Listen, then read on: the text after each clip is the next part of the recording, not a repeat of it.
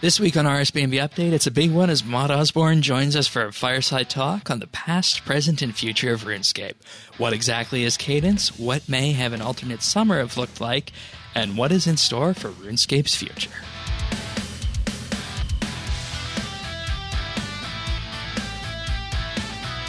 This is RSBANDB Update, episode 752, recorded Thursday, November 21st, 2019. The cadence of RuneScape's future.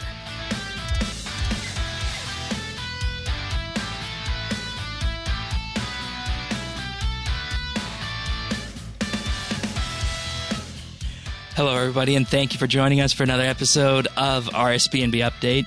This weekend, of course, being Double XP weekend, is a bit of a surprise for everybody listening, but nonetheless, this is going to be a very, very interesting episode of RSBANDB Update. Tanis, you're here as you are each and every week. Welcome back. Thank you, Shane. And I am very pleased to announce that this week we have a very special guest joining us to talk about this week's RuneScape updates and some ideas of content going into the future. Mod Osborne, welcome to the show. Why, hello. Thank you so much for having me. It's so great to have you. And is this the first time you've done a podcast? I think this is the first time I've done a podcast outside of the company. I used to do Above the Laws. I don't know if you remember. Right, I remember. So they were those. they're kind of story-oriented ones. All right. So we're making I'm history out in the here. wild. We are making absolute history here. Yeah, right. So for anybody joining us for the first time, I am Shane12088 in game. If you want to get in touch, I always keep my friends chat on.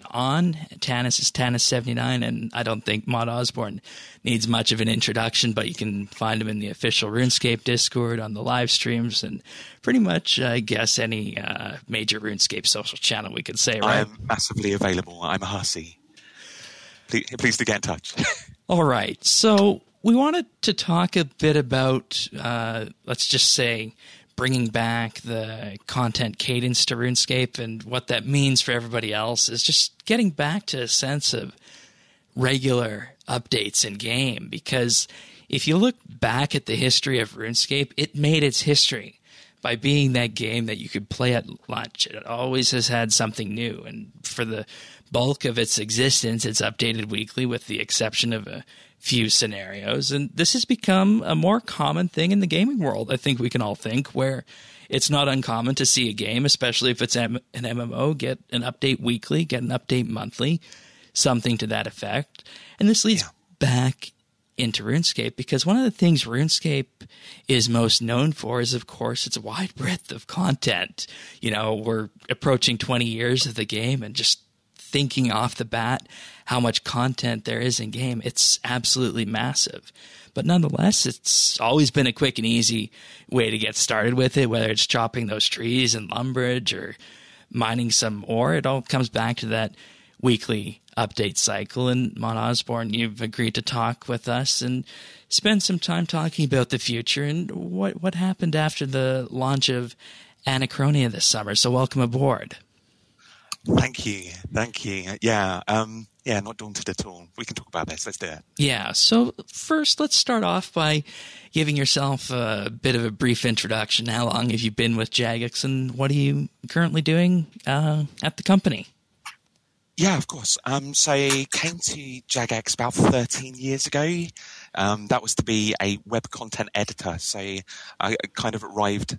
That was the first time I'd really been introduced to the game as well. I wasn't one of those people who kind of arrived, having played for like years and years. I think I called it RuneCraft in the interview, so God knows how I got the job. But they obviously saw something in me. And so the first job that I remember doing was quest help for Eye of Gluffrey. And so I was doing lots of that kind of quest help work, again, a bit creative. And eventually, a little bit down the line, then it got into editing the text, the prose in the game. Obviously, the Gowers wanted it to be quite independent and human, but there was the point where they thought it needed to be a bit more professional. Right. And so, having semicolons and apostrophes in the right places made sense. So that's what I did. And then I just got really belligerent. I was like, I'm determined not to just give feedback on the quality of the grammar. I'm going to give feedback on, dialogue, character. where the story's going, that kind of thing. So I was the annoying person knocking on Paul Gower's door just to tell him that his stories went right. Which you can imagine how that went. So I guess that eventually morphed into you becoming the lore expert then. Yeah, that's right. It was, I think that Mod Mark at the time was a little bit snowed under. He was basically the only designer on the game, which kind of makes sense if you realise that a lot of the developers are designers. We've got dev designers here, which is really unusual. But he was the only one really giving feedback. He was the only one who was looking at the strategy for long term, and he decided that he wanted a suite of 3 designers at once, and so these kind of positions opened up, one of which was narrative designer, and I kind of went for it and gave, in his words, one of the worst interviews he's ever had. but there was enough in the kind of feedback that I'd given before. I'd done some practice kind of design reviews on like sagas, things like that. Right. And then, as you say, that made me, I went straight into senior narrative designer as well, which was crazy at the time. I think the thinking was because the developers were designers, you had to be a senior to be, have authority over them. But if you look at the industry, going straight into senior is crazy nowadays. Yeah. And then after being senior designer for a bit was product owner as well. So I started overseeing some teams, including, the most fateful of them being Elf City. And obviously being the designer and leader of the team that put out Elf City, which I think internally was seen as well as externally as pretty successful. Yeah, and I have had co-hosts on Elf City who were only playing the game to wait and see because they needed to have that Plague's End, and they needed to have Periph release before they could effectively complete the arc of their character and feel that, we're done.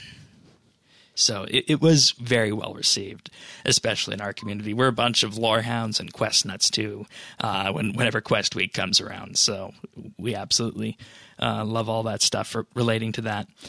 So fast forwarding a bit on that sense, so you were in charge of content teams going forward, and I think the biggest team that you're now in charge of is the episodic content team, which we heard about this summer around September, August, I believe it was. So just for anybody who missed the designer diary on that, can you give a brief overview of what the episodic content team does and what the goal of it is? So episodic content's kind of, it's a function that's existed. We've always done quests and minigames and bosses and that kind of thing, but it was just, we kind of gave it a name and made sure it was protected so that nobody else could take away from us, basically. But we're the ones who produce, for me, the value to a subscriber. That's one of the biggest things. Like when you subscribe, you expect regular updates. You expect content to play through, new things to achieve, and that's what the team produces. Quests, skills, bosses. All right, so pretty much any content that's going to stay in game and push the narrative of the RuneScape world forward, then is a good way of describing it then. Yeah, you're absolutely right. I think that whenever somebody buys a subscription, there's a certain thing they expect in return, and I think a lot of that comes from this team. If I buy a subscription, it's because I think there's a cool quest out, or there's the anticipation of a new skill. That's what episodic content does. All right, so in a nutshell then, without your team, there would be no reason for somebody to purchase a RuneScape subscription going forward, saying that, if there was no new skills coming out, if the game was just going to sit stale, which it will never do. That sounds massively arrogant. I love it. I think it's just the other teams are doing things that you would expect, but you wouldn't subscribe for. Like, Live Ops. For example, take what Live Ops is doing. They're doing, obviously, the monetization features, but they're also doing holiday events, or they're doing events. I think that people play for those, but they don't subscribe for those. Right. And also the core experience team, who haven't really been introduced properly. Obviously, you saw Mod Pips at the end of the RuneFest reveal section. Yeah, we saw a bit of Hypnos on the stream this week and a few weeks back. Yeah. But not too much else. So I think mobile, we have to be careful that, first of all, it doesn't eat into the content we produce. Right. But also, I think a lot of the things, the improvement of, refactoring the code, improvement of how the game feels, you don't subscribe for that. You don't play through that. But it's so important for, new players, for anybody who's just doing the same thing over and over again and wants, not to have lag. to not have to hop worlds all the time, that kind of thing. All right, so it's all of these different teams are effectively different pieces of the pie then, and your team then, we said, just pushes the content forwards and gives the players that extra cherry on the top to subscribe with. I like that description. So. Yeah.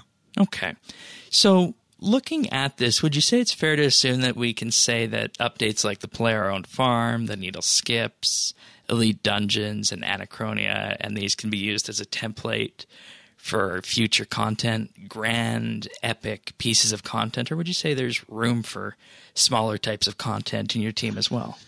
Yeah, those are really interesting examples you've picked, because I think individually none of them would exist nowadays with episodic content. Okay. For various different reasons. Just because of kind of what you mentioned, that I think that we've woken up to the importance of releasing pretty frequently.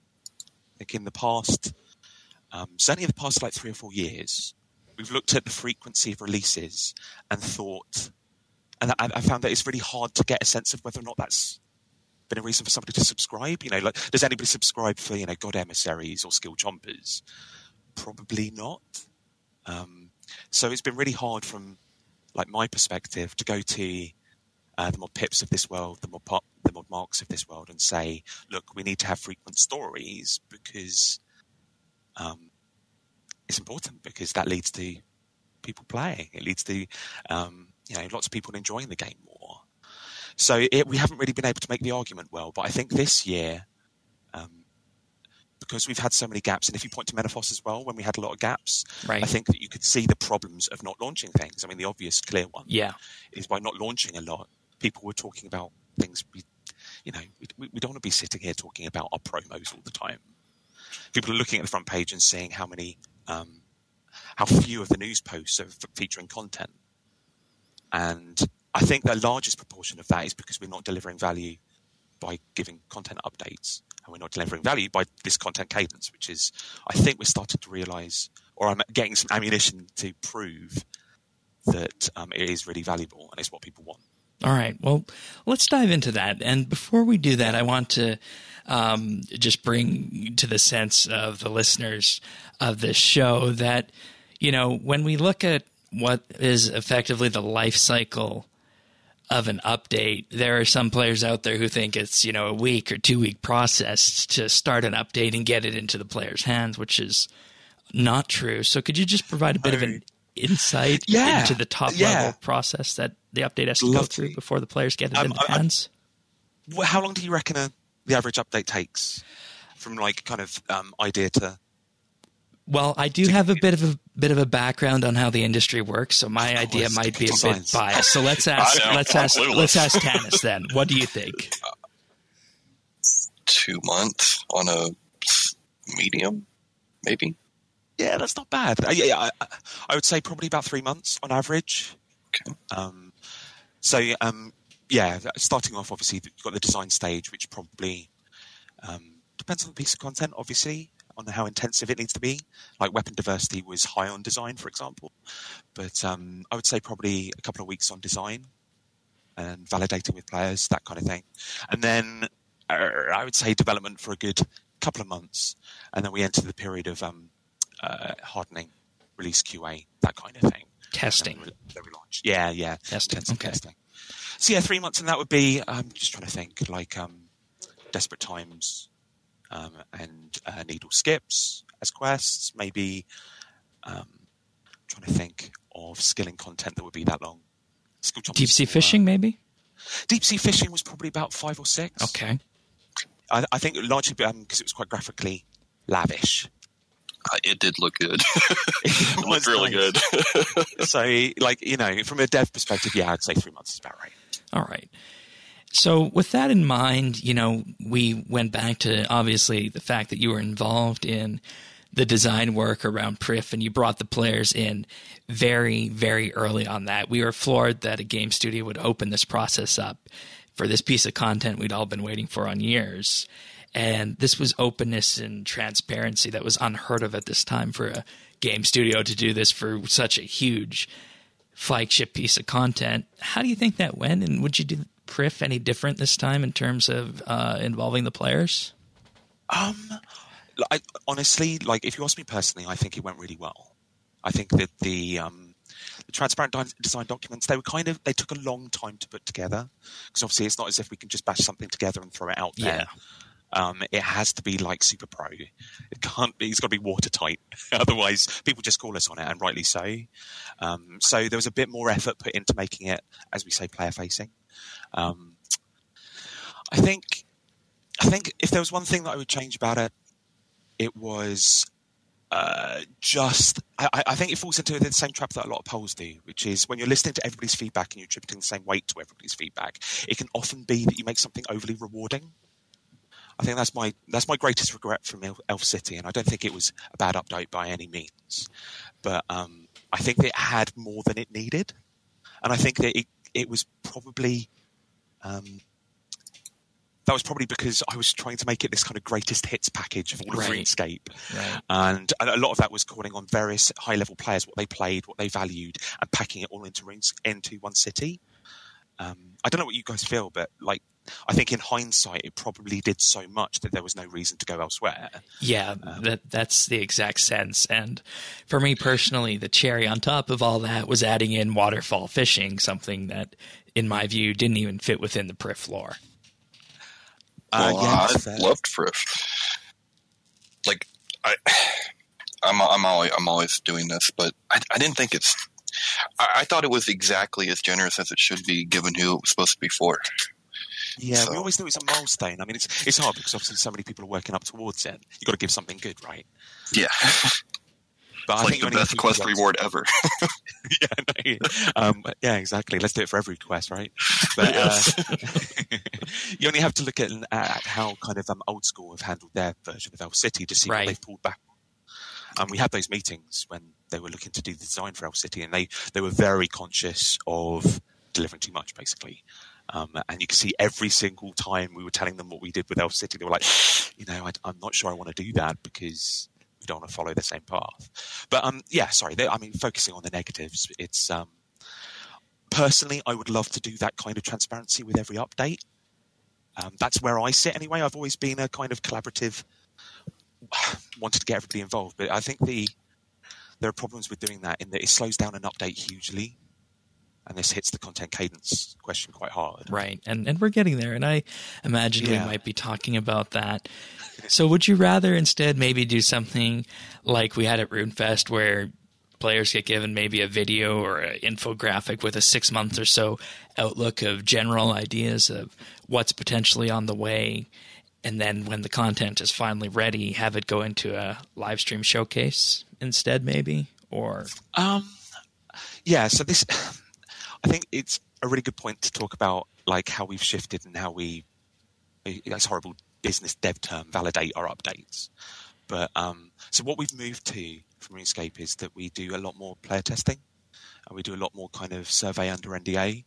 I don't know if you're aware of a lot of the surveys we did for archaeology, for example. No, we didn't hear about those. No, I'm really surprised it didn't get out there because there was some ridiculous ideas for skills on it. What we did was we decided we were going to.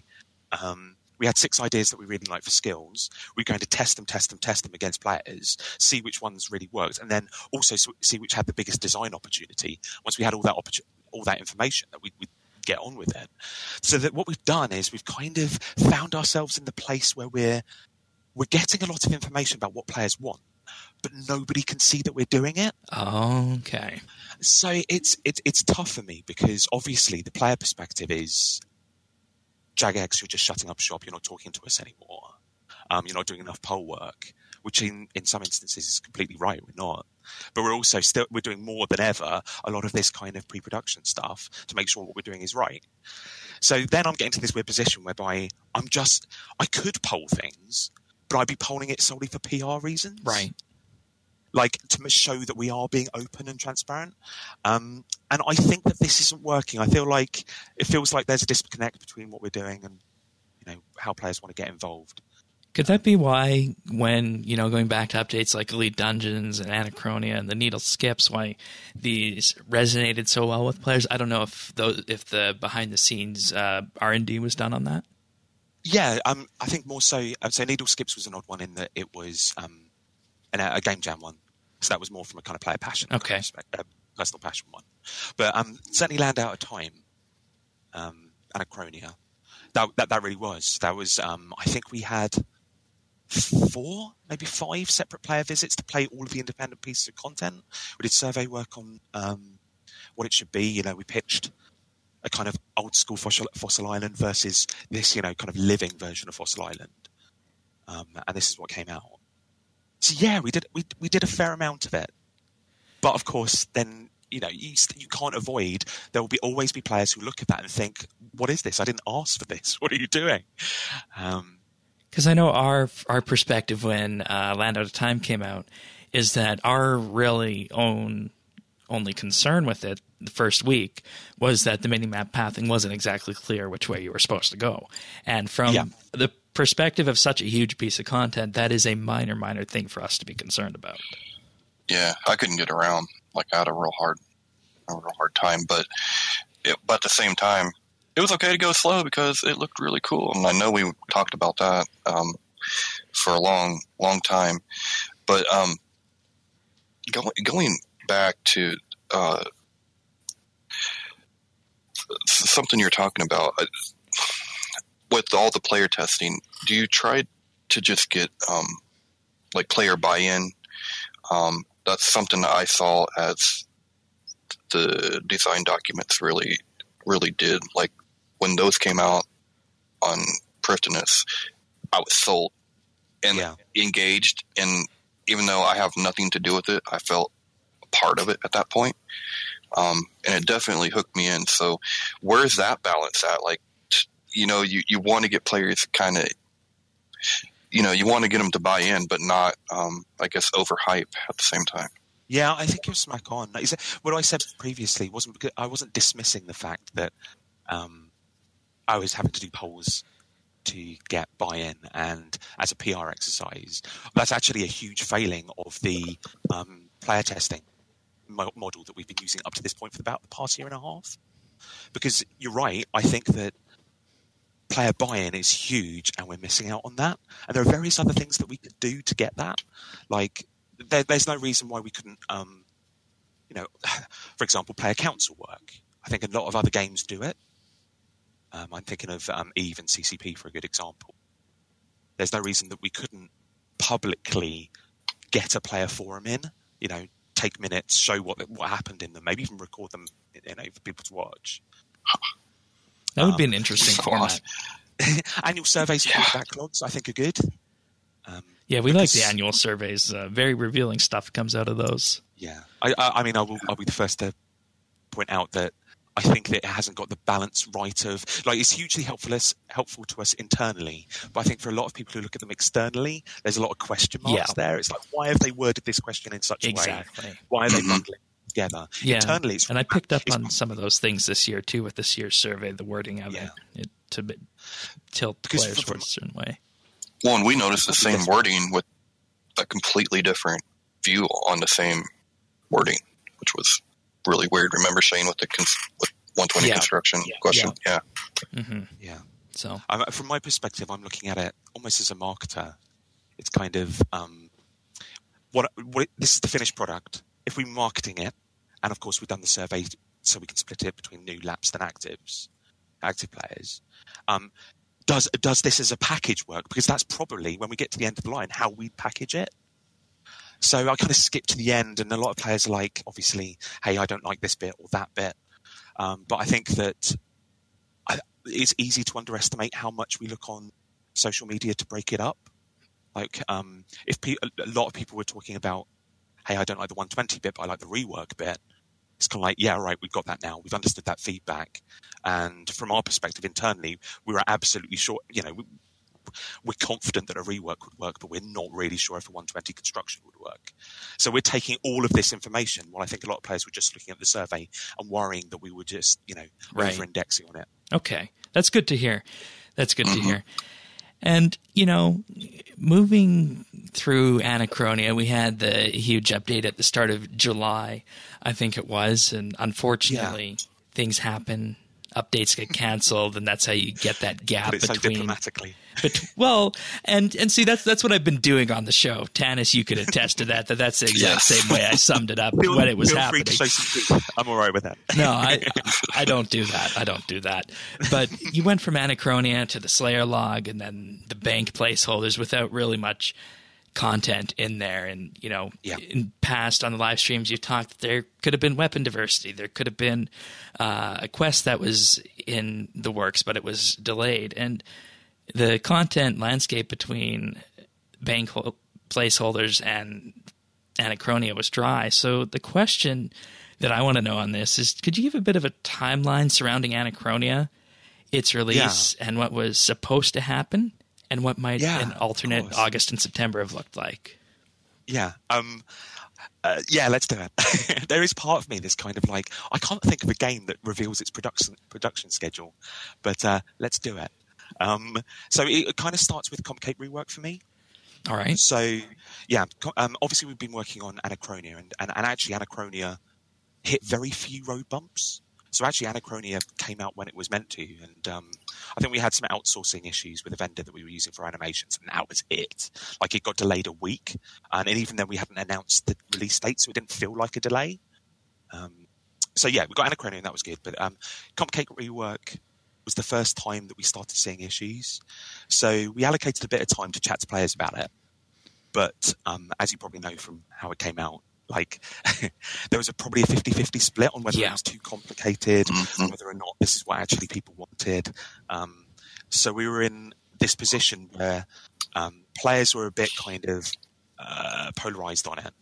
And then also from a kind of senior exec point of view, internally, there was a lot of concerns that we were overcomplicating our game as well. So I was getting noise from the players and a lot of noise from internally that something should probably be done about it. So we kind of made our decision to simplify it a wee bit.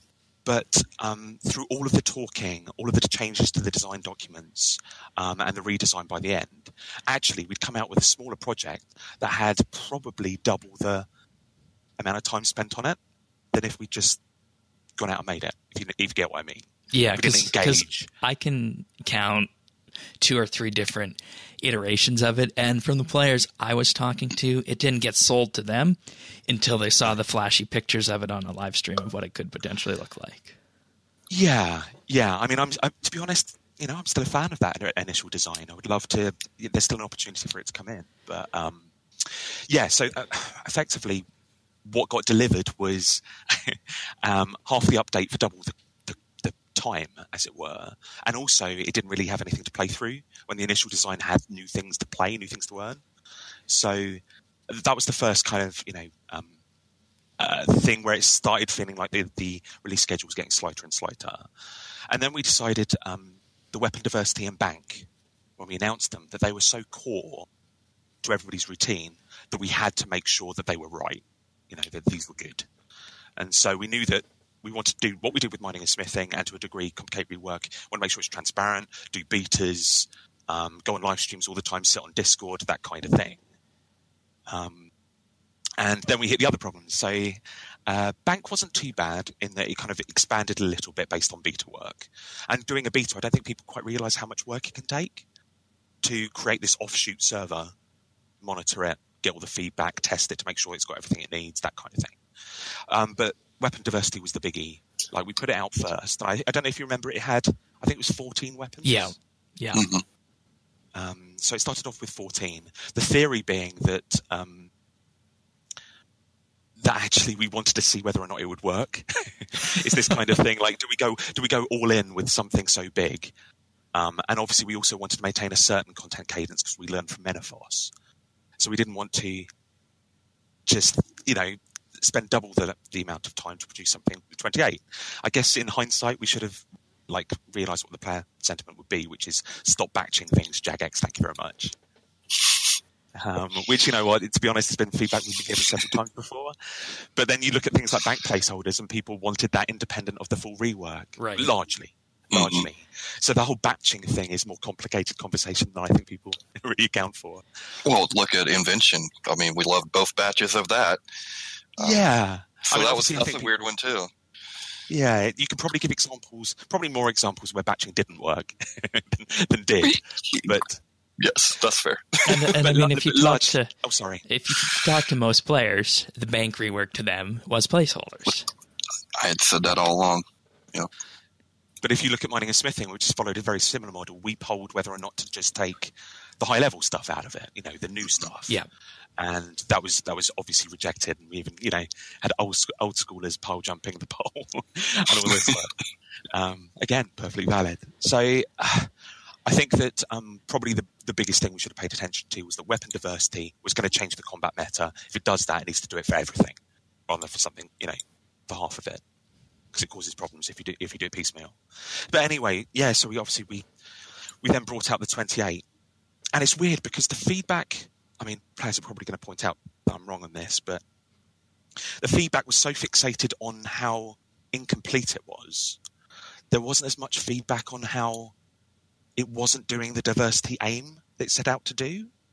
There wasn't so much of that feedback. And so then when we got to the second beta, that feedback suddenly kind of came up and bubbled up. Right. And we were like, well, crap, what do we do? Yeah, because I know the first thing I heard from my PVM friends on that, I don't PVM, was that it just adds an extra switch to it, and it's really not diversifying anything for me. You're smack on. Yeah, Switchscape started coming up a lot. So yeah, we huge credit to the team. The team took me aside, even Mod Timbo, who was the initial designer of it, and said, look, we don't think it's fit for purpose. Which is a very brave thing for the team to do, to be honest. I could just, shout and rave, which isn't very me, but, and yeah, we made the decision that we're going to cancel it. We're going to stop it. Which of course was huge. I think it was the right decision. I think it was the wrong decision to kick it off in the first place, but it was the right decision at the time. So there you go. You've just swallowed probably about 3 months of development work. That got cancelled, and we didn't have anything to arrive from it. Not a single thing came out of that. So at this point, when we cancelled it, if we rewind a bit, we had already postponed desperate measures. Okay, so that was supposed to be the quest. Okay. Yes, yeah, that was meant to come out probably around August time, I think it was. Okay. So the resource was swallowed up by weapon diversity and a slightly expanded bank placeholders, really. And at this time, farming and herblore was kicking off, really kicking off. Like it was kind of mid-development. And, we would...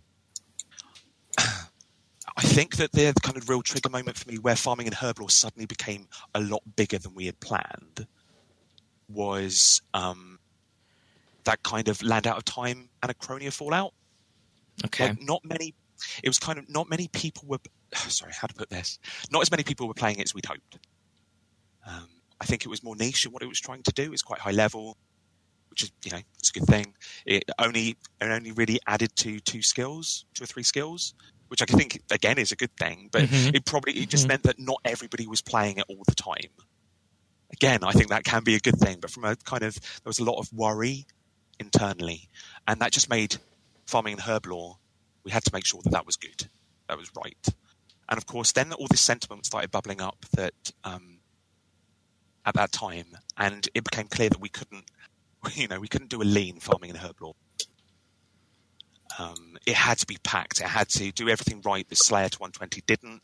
It needed to just be complete. It couldn't have any bugs because we were also getting a lot of kind of comments about the bugs at the time. Then if you remember a number of the updates, Sigils. Sigils is August. the big one.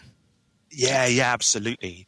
And so all of this was kind of like a lot of the focus is on farming and herblore, and they're getting right. So rather than keeping that lean, we decided to make sure that was good and full. But yeah, as I mentioned on the live stream, I think the best analogy I've got to visualize this is like a bit play tectonics. Land Out of Time came out, and we were pushing everything else was being delayed or not released, and on the other end, the bigger updates were becoming bigger and going out later on in the year, and it just kept on pushing and creating this gap in the middle. Dennis, do you have any idea the different discussion we would have been having on the show had we had desperate measures and, say, a bank rework sooner, or the weapon diversity project, can you imagine the different discussion we would have had those months? Oh, you would have been totally. You would have been just happy as a clam, right? Yeah. With some with the quest. Something that I find interesting with this whole thing is what do you do when a project like weapon diversity, first you push it back because it needs more work. You can like tell that, and on the show we've always said that we don't mind delays. Like, we're actually in favor of delays because that means content's going to be better, right? Yeah, so it's the old take rate, isn't it? Right, but then you run into this kind of like catch-22 because now things start to back up, and so like, where's that balance? Like, what do you do in those kind of cases to make sure that this, you don't run into the same situation? I mean, it's a really good question. If I were to be honest, brutally honest, about 5-6 years ago, the time period that people often refer to as golden age of RuneScape and all this stuff, back in the day, we would have launched it. We would have. I can't remember many updates that we just cancelled. If it was kicked off in design, it would be launched, and we just go, keep on releasing. I think, but also back in the day when we had a bit more content cadence, we'd have updates as in our back pocket. Like there'll be quests ready, area reworks ready, or whatever, just to slot in if there was a problem. Because so many individuals, and it would generally be individuals, were working on individual projects. So we'd have I'm trying to think, probably about 15 updates on the go at once. Wow. While at the moment, we probably have 5 or 6. So it kind of gives you a different atmosphere now. And I imagine things have gotten more expensive too in terms of because of the production quality, the graphics and whatnot, right? Yeah, massively. I know that it's very much an excuse rather than a reason, but it is more expensive to make anything graphically nowadays than it was back then. I think one of the biggest ones actually is I don't think you realise how many interrelated systems there are. Almost a victim of our own increasing meta here, but like achievements, challenges, all of these things that people expect on launch for something just keep on adding on. And just our game world has become that bit more dense. That means that everything interrelates. If you do something, you've got to test something else. And I think there's a bit more of an emphasis on quality than there was before. I know that some people might balk at that a bit, but you have designers now where there weren't before. Various other things like that. All right. Just got a few more gates to make sure things are good. So one thing that just follows up on this, and we'll get into the future of Anachronia in just a minute. We talked about the gap in content, and at the time with Anachronia, there was the rebalance to the hunter XP rates. There was also the rebalance to the player-owned farm. And this all happened while the constant promotions were coming in with the lack of content. And do you think that would have went over if there had been content in place instead? Yeah, it's so I always see us as kind of curators of the game. It's almost political, I guess. We're almost politicians making changes, political capital. Yeah, indeed. And I think one of the things that I really challenged the team with, and this kind of started with mining and smithing and throughout the year, is that we have to make sure our game works as well as adding to it. So I think that's why we had so many. I think if you've got weapon diversity in there, complicate rework, you've got bank placeholders, mining and smithing, there's actually a lot of making sure our core game is better in there. So building a foundation almost, I guess you could say. Yeah, to be a bit bolder, because we've been scared in the past, if we were going to be honest. Like, to do that kind of change to things like farming and hunter, we've been really wary, because where's the positive in that? What are we giving? We're not giving much. We're taking things away. We feel it's right because then there's a diversity of skilling methods. It means people aren't just optimally training on one certain thing, that kind of thing.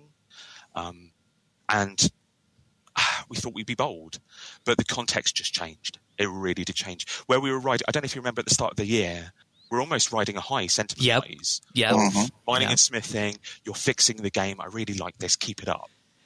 Yeah. And that's where it all came from. We had our finger on that. We had our finger on that, definitely. Do you think that in the future, if you announce a rebalance to that, there might be a different way of conveying it to the players? Like, for example, if you were to look at, say, the thieving XP rates, because I know those are fairly high. Shane, come on. Yeah, I know what you mean. Kidding. All right. So how would I do this differently? I think one of the biggest, I know it sounds like bribery, but I think I'm a big fan now of giving while we take away. So player on farm changes make more sense when you know that ranch out of time is coming, right? And tons of new farming methods. Yeah, you're absolutely right. I think Huge that difference. the how that was all packaged was probably poor. I think that a lot of that was because of RuneFest. We had this hard date that we knew we were going to announce things, but yet we wanted to make those farming changes early because we'd already mentioned them. I think that I'm a big fan of that. A little bit of bribery, I guess. I don't know. I mean, do you have any thoughts? I have a question about some rebalancing in the future, or if there will be further rebalancing as part of remasters in the future. This is something that I've been kind of an opponent. I mean, I'm just be honest. Was not my favorite thing that was done over the summer. Farming and Hunter. Especially Hunter. Farming I understood, but only once I knew about the ranch out of time. And Shane wrote a really good article about the ecosystem of farming.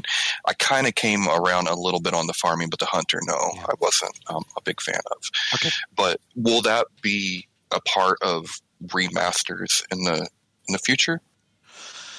I don't know how much I talked about it in the designer diary, but one thing I'd like us to pivot a little bit on. It does sound like a bit of a mixed message, by the way. I do understand we've made all these nerfs, and then I'm talking about progressive balancing, as we like to call it internally. What it is that at the moment, we are trying to make sure that all older content doesn't get outmoded, and that you don't see that in any other MMO. It just doesn't happen, because you soon reach a point whereby it is impossible to bring anything out that a player values, because you're just trying to slot it into increasingly small niches.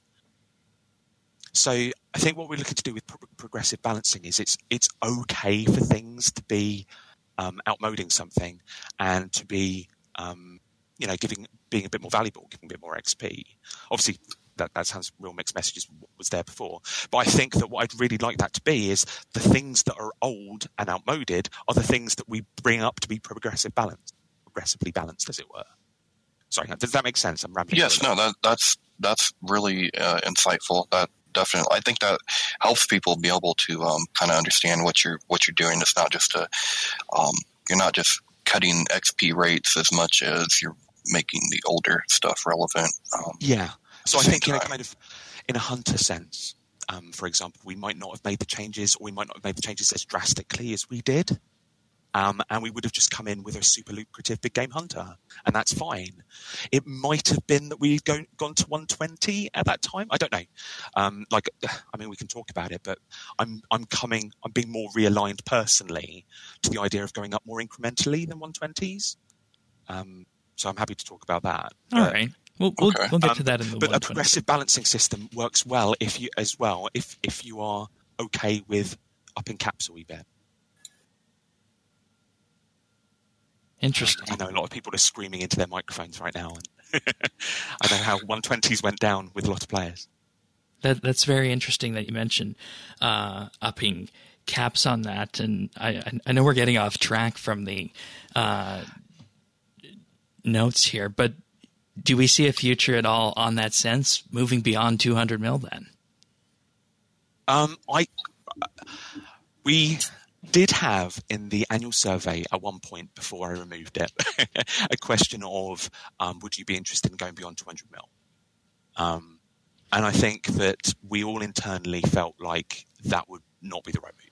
It would feel like it was oriented towards revenue, like making money off promos, which is first of all make it a really bad call. But also, I don't know. I think there's in me, there's something core about RuneScape, the idea that you've ticked something off. You've done it. Yeah, it doesn't want to be the thing that you wake up every day and you got to keep pushing on necessarily with, so to speak. Okay. I think that's probably been my biggest learning of this year. It weirdly came from Slayer logs more than anything else. Oh, interesting. Is that players, when they play RuneScape, get a huge amount of joy of knowing that they've done something, is ticked, and they never, sorry, bad phrasing, they never have to do it again, but you get what I mean. Yeah.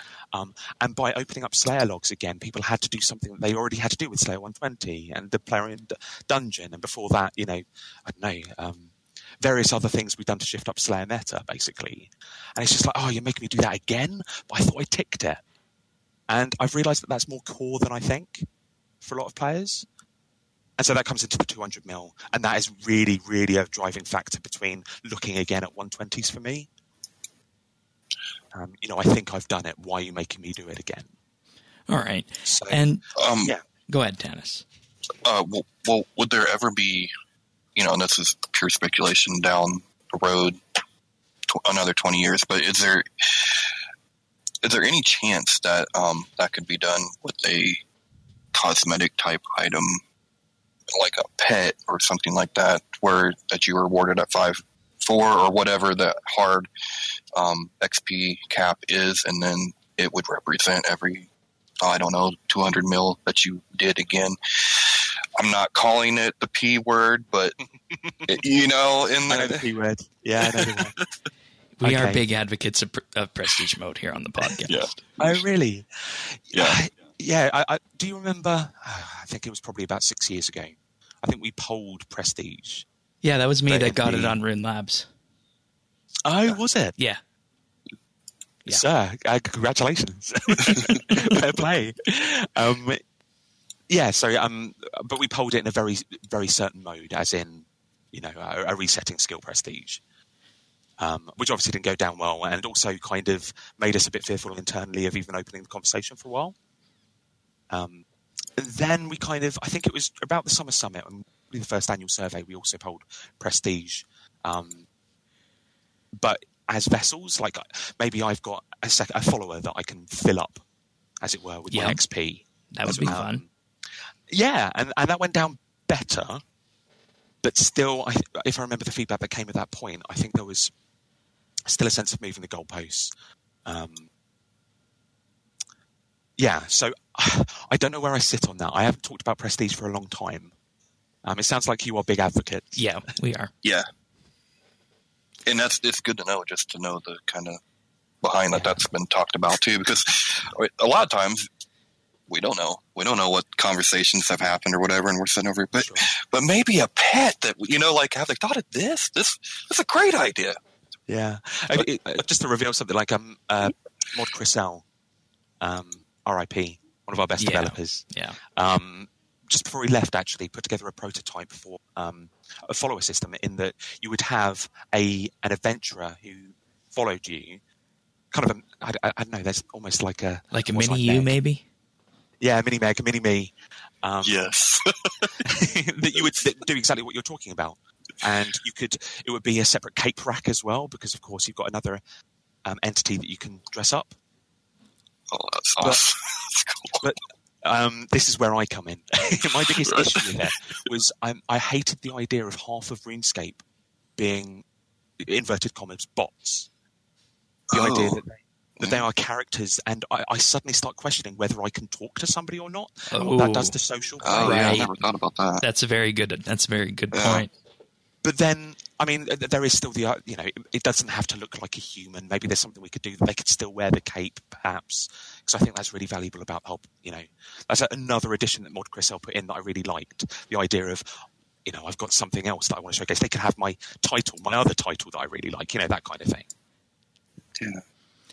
So yeah, I do like it. I guess it's just, I don't know how rejected it would be by the core player base. Yeah. And my main reason for it is that I got 99 farming as my first 99, but unfortunately we didn't have a cosmetic keepsake system before my next 99, so I never got to keep that untrimmed cape. But 120s, 200 mils, and larger and larger pieces of content. Last week on the live stream, you mentioned that the team started going back to expansion territory.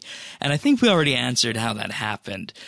In effect, you wanted the farming and herblore updates to be more grand, and the couple little bits and bobs that happened in August and September with the quest and weapon diversity. Yeah. But what exactly does that mean for somebody who wasn't around for, say, Menaphos before? Yeah, that's so. Expansions for us were a complete change to our business model, almost. I think that's probably a subtle distinction in that we wanted to create these kind of really clear moments that it's like, I should come back for this, or I should play as a new player, or if you've been waiting with a backlog of content, like, now's the time to come and play it. So we wanted to bundle together stuff for basically all of our personas. So if you're a story player, if you're a combat player, if you're an explorer type or a collector, there is a lot of stuff here for all of those groups. And whether or not that comes with a level cap increase we were playing around with at the time, but that's all bundled together, and we consciously knew that we wouldn't have as much have as many updates before and after, but it's okay because there's so much stuff to do in that one update that it will keep you going over that period, the quiet period, and that players would be okay with that. So you can see all the assumptions we made and all the incorrect assumptions we made there, but that's kind of what expansions were.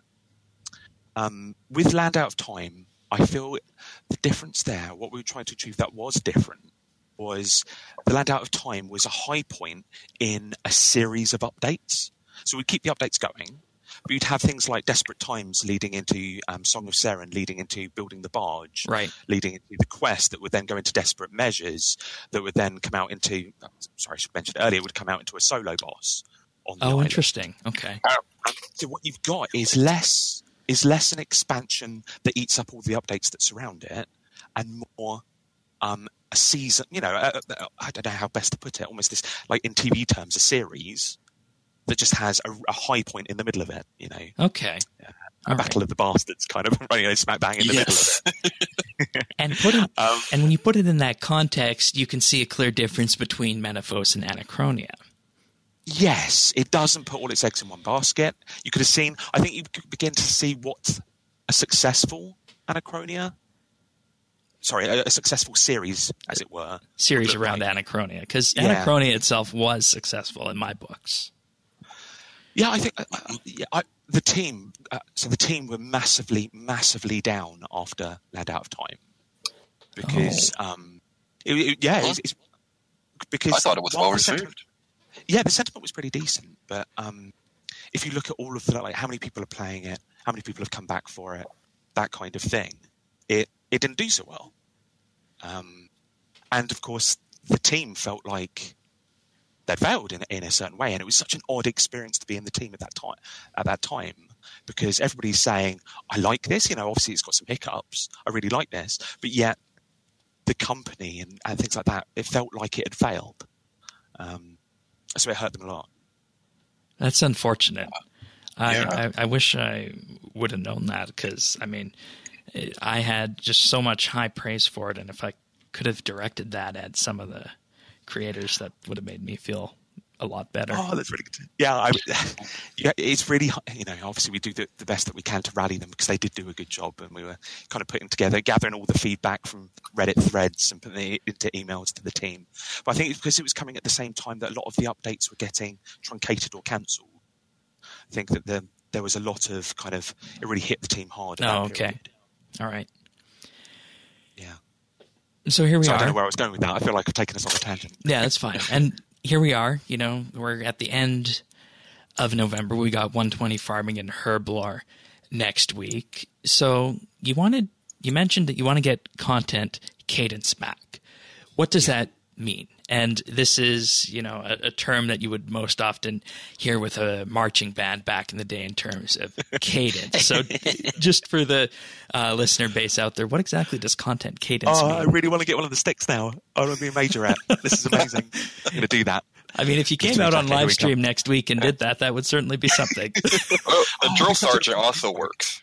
You can do that. Take that route. Yeah, okay. I love that it'll be an in-joke that, only we'll get. I'll do it.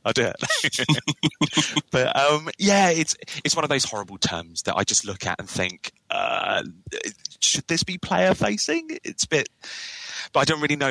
You could call it almost like rhythm or momentum, I guess. Yeah, effectively what it is getting back to that glory period where we're releasing something frequently, which does a number of things for me. For one, it means that there's a diverse. One of the good things about Content Cadence is if you didn't like the thing that came out last week, there's something good that's coming out the week that follows, right? Yeah. So that's one big reason why Content Cadence works so well. Another one is that it's the whole kind of water cooler thing. It's like there's constantly a reason to check in. There's constantly a reason to pay attention. And to be honest, a lot of, if you're a community, you've got friends and you're doing podcasts like this, there's stuff to chat about. And that's got real value too. And, I remember the days of appearing on weekly behind the scenes videos or what have you. I loved doing that and it felt really exciting and bustling. Yeah, we have noticed that you have been appearing more on live streams and month ahead videos recently too. Man. Yeah, there's a number of reasons for that. But yes, certainly wanting to talk was good, a big part of it. But where was I? It's also things like the storytelling falls off if you don't tell a story regularly. Like, I can't imagine paying attention to a TV series that told a story over the course of 6 months. One episode comes out and then 6 months later I get the next one. Star Wars. Sorry. I had something stuck in my throat. So, like, if you want to call ourselves episodic, we've really got to do that properly. But the what's interesting is the obstacles that have always been in the way of that. I think there's a lot of, feeling, certainly internally, that's it's filler. Like we're just putting out things for the sake of it. And certainly if you're trying to satisfy niches with your content, like this time around, I want to do something dedicated to high level bosses. This time I want to do something to, I don't know, divination for high level players. You're only hitting small groups at a time. And I think there was a lot of suspicion in-house that it wasn't big enough, broad enough, had enough reach, whatever you want to call it. But now I think that we've got so much ammunition thanks to this year that episodic content could be successful and we can really go after Cadence. Yeah. All right. So we're going to do that. So does that mean we're going back to weekly updates, or are we going to be looking at something along the lines of one headlining per month and maybe 1 to 2 smaller ones with the rest? That is a massively good question. First of all, while it was good to announce it, I don't think we're going to see it until about maybe kind of late January, probably February next year. All right. So it's going to be post-archaeology. So you've still got these 2 kind of expansion-sized updates, and then you'll start feeling it. So we've started mapping out and strategizing and looking at what a roadmap might look like next year. And it's looking like probably 2 updates from our team, around 2 updates every month, something like that. That includes, some months will be Elder God Wars Dungeon, some months will be, Temple of Sentistan 2 or City of Sentistan, that are going to be bigger. So it's going to flex a bit. Like it'll be, I can imagine it'll be 2 in a month, 2 in a month, 2 in a month. Elder God Wars Dungeon, 2 in a month. City of Sentistan, that kind of feeling. That. The thing is, what I want people to remember is that we are 1/3 of the dev team. Dev team's here. You could technically say 1/4. Because obviously there's the tech team as well. Right. So what you're going to have is live ops. They're looking at seasonal content more. They're looking at making more satisfying event work, that kind of thing. So they will still be adding to it. Core game experience is trying to satisfy. I think there's a category of player who's really interested in improving things for a new player or improving the feel of the game or just removing a lot of noise from the game and stuff that doesn't need to be there. Categories of stuff like, do you remember I think it was September, we did an opening funnel rework, Birth or Pentavely rework. Yes, yeah. They've also been involved in back placeholders.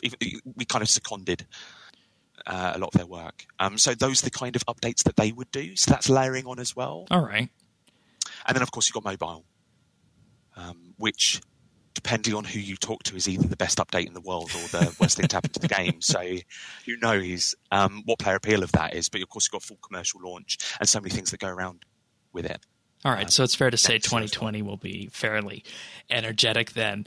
And yeah, it's just whether or not you count them as updates. And I think that's one of the saddest moments for me was when back placeholders came out, like personally, because we fought tooth and nail. I personally fought tooth and nail to try to get that out, and we had to do a lot of tech feasibility to try to make it happen.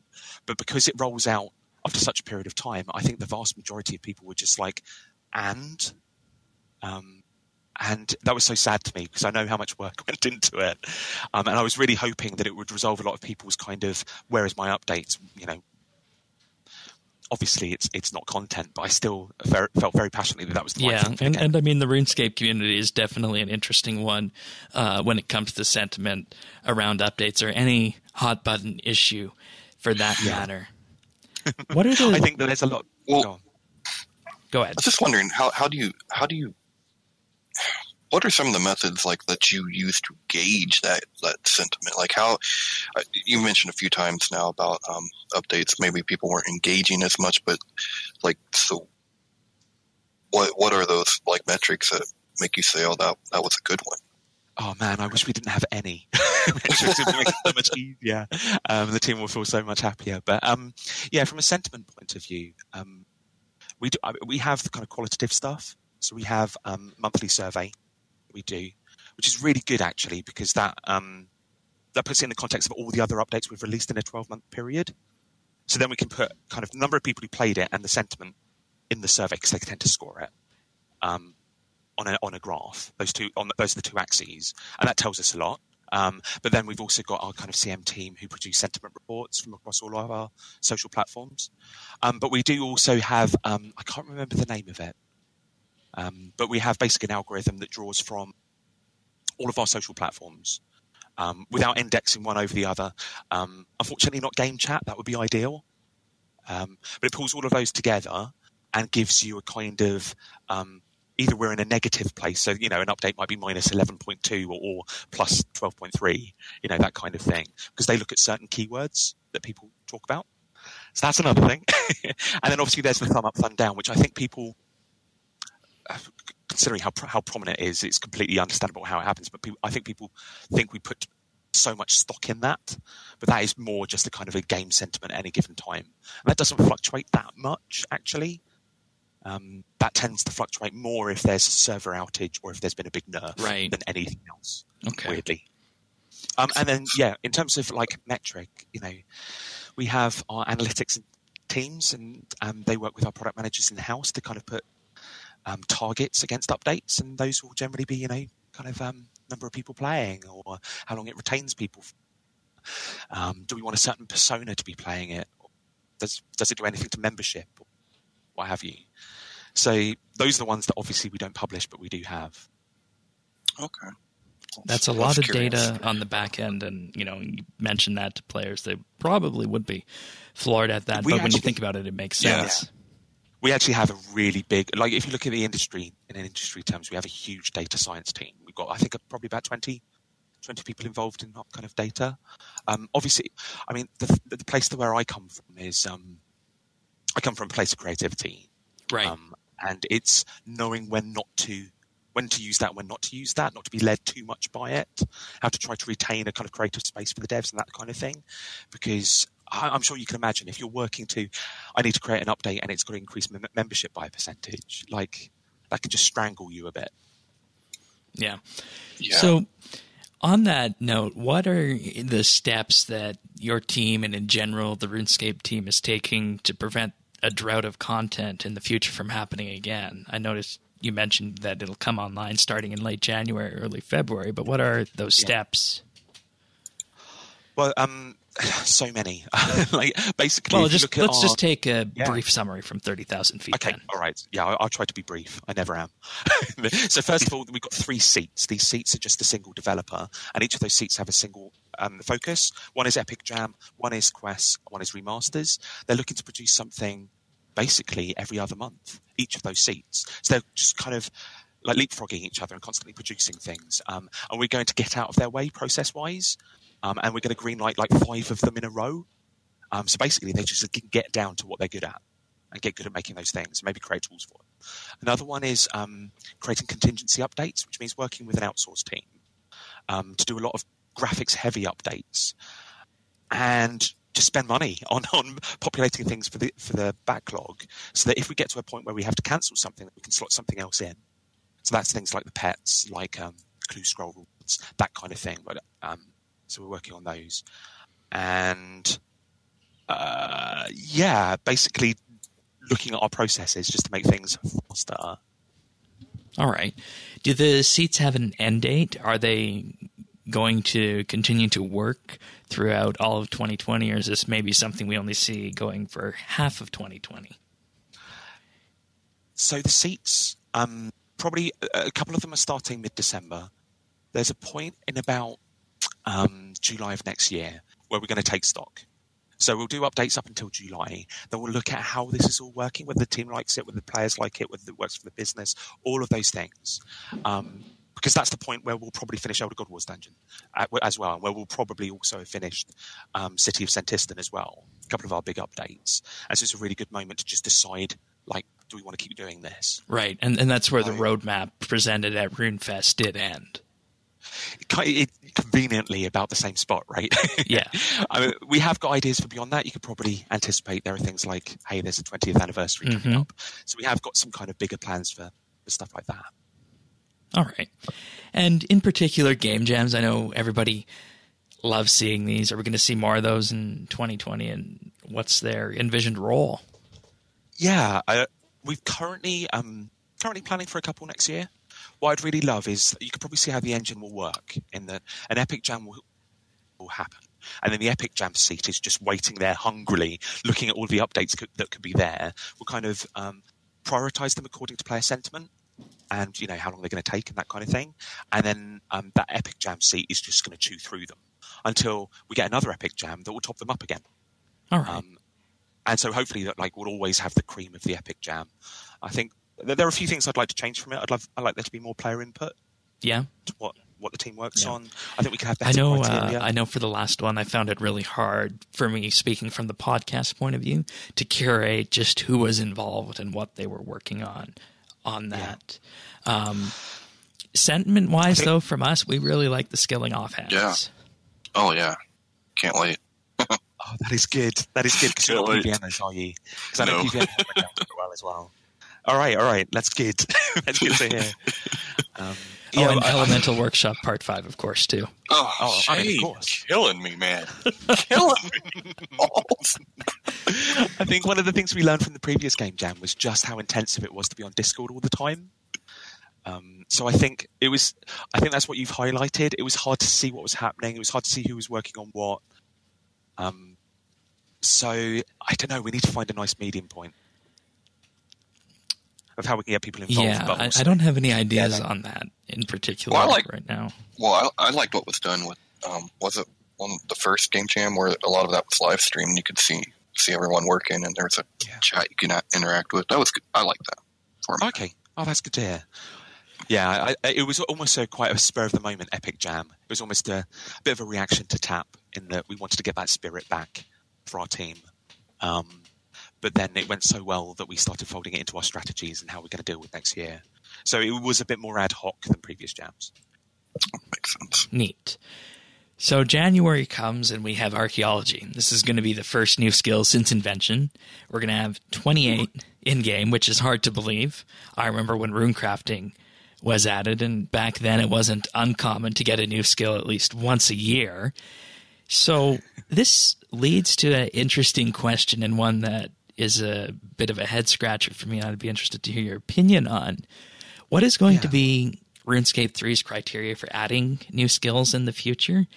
And is there going to be a guideline that says a new skill must be added every X years? Oh, man. It's a difficult one because skills are huge. Skills, I think mining and smithing might actually have been bigger, I'll admit. But like a skill is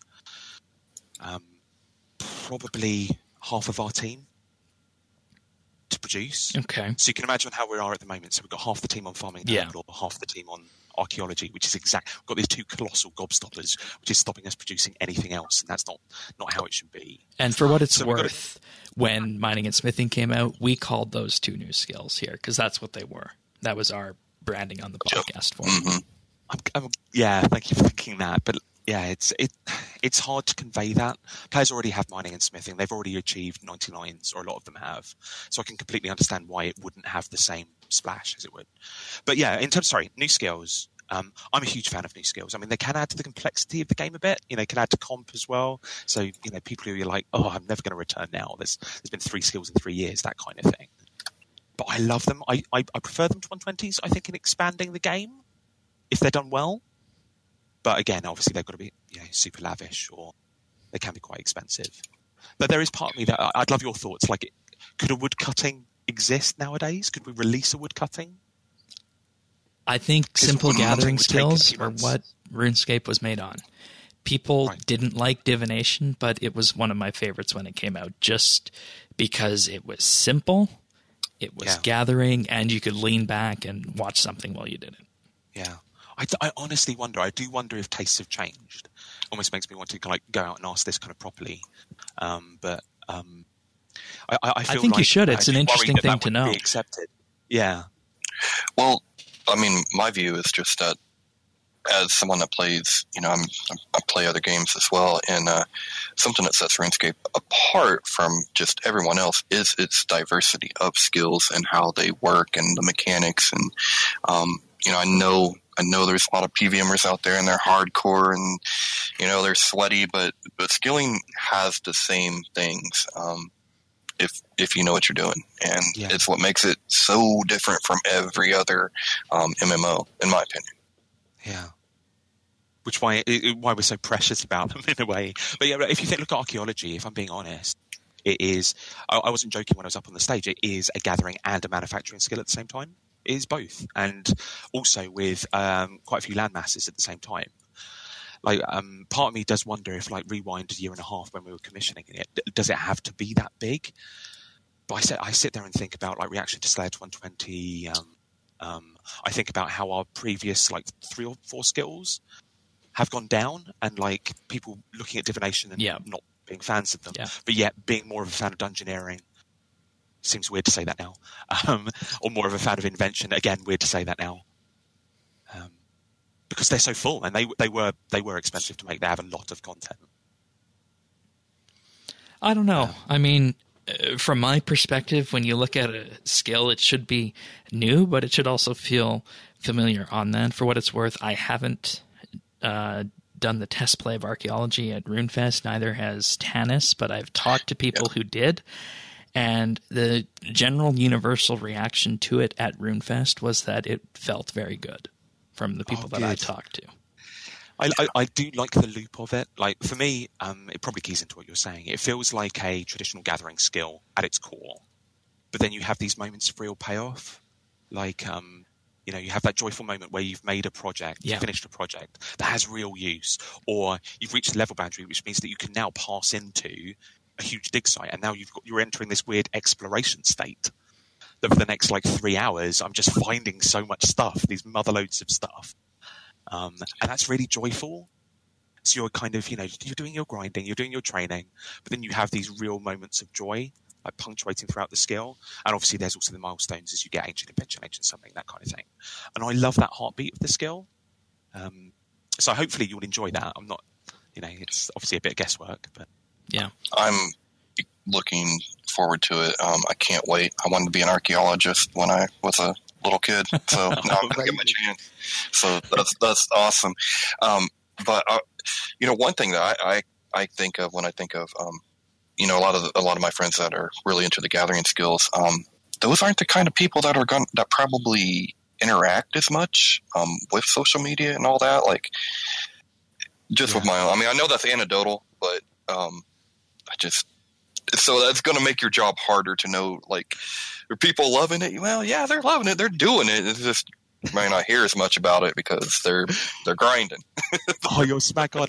We have come to terms over the past couple of years. I wonder if it is a sea change over the past couple of years, but if everybody's quiet and nobody is talking, then generally it's gone down well.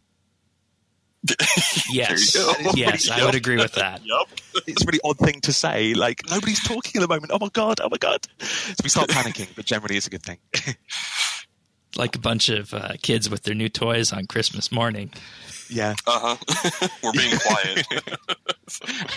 All right. I don't think you get that from anything else other than a skill in RuneScape. Yeah. By the way. And I think that's one of the reasons I love a new skill so much. Yeah. And, personally for me, I would probably, I'm split. I would say I prefer the new skills on the whole, but 120s, the Herblore and farming one are very interesting to me, though it could be because they're my two favorite skills in game. Yeah.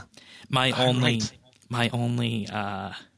reservation with new skills comes as a fan site owner in the podcast of doing all the legwork to get the systems we have ready for it, but it takes at most a day. So new skills are indeed good. But what's your take on 105s? And that's what's your take on going up more incrementally? And that's what I wanted to talk about next with this. Oh, okay. Because, we got these two 120s coming next week. I personally would feel fine with that, but I think the question that comes in with that is that how do we ensure that players don't need to wait 2 years for it to go to 120 if you trickle it in? Or say it doesn't hang at 110 or something to that effect. I think that would be my biggest concern with trickling them in. And you'd be absolutely right. So, if we went to 105, for me, because of just how the XP curve works, you're probably looking at, 3 unlocks per level? Yeah. That kind of thing. If we wanted to go to that degree. And you'd probably also be looking for new ways to train from that as well. So you're looking at quite a chunk of work.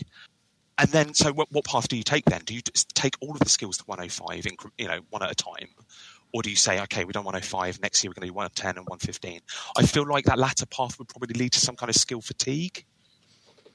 So, I don't know. There's part of me that thinks, stop it with the Herblore already, once you've had your fourth incremental lever cap increase. I think Tanis would probably be the better person to ask about that because he's in touch with the high-level skilling community on that, because I orchestrated my biggest concern about him getting held up, but I don't know if the high-level skilling community would have other concerns, Tanis.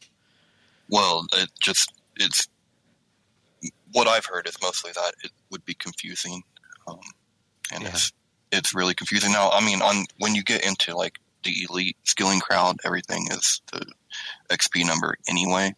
But myself, I'm.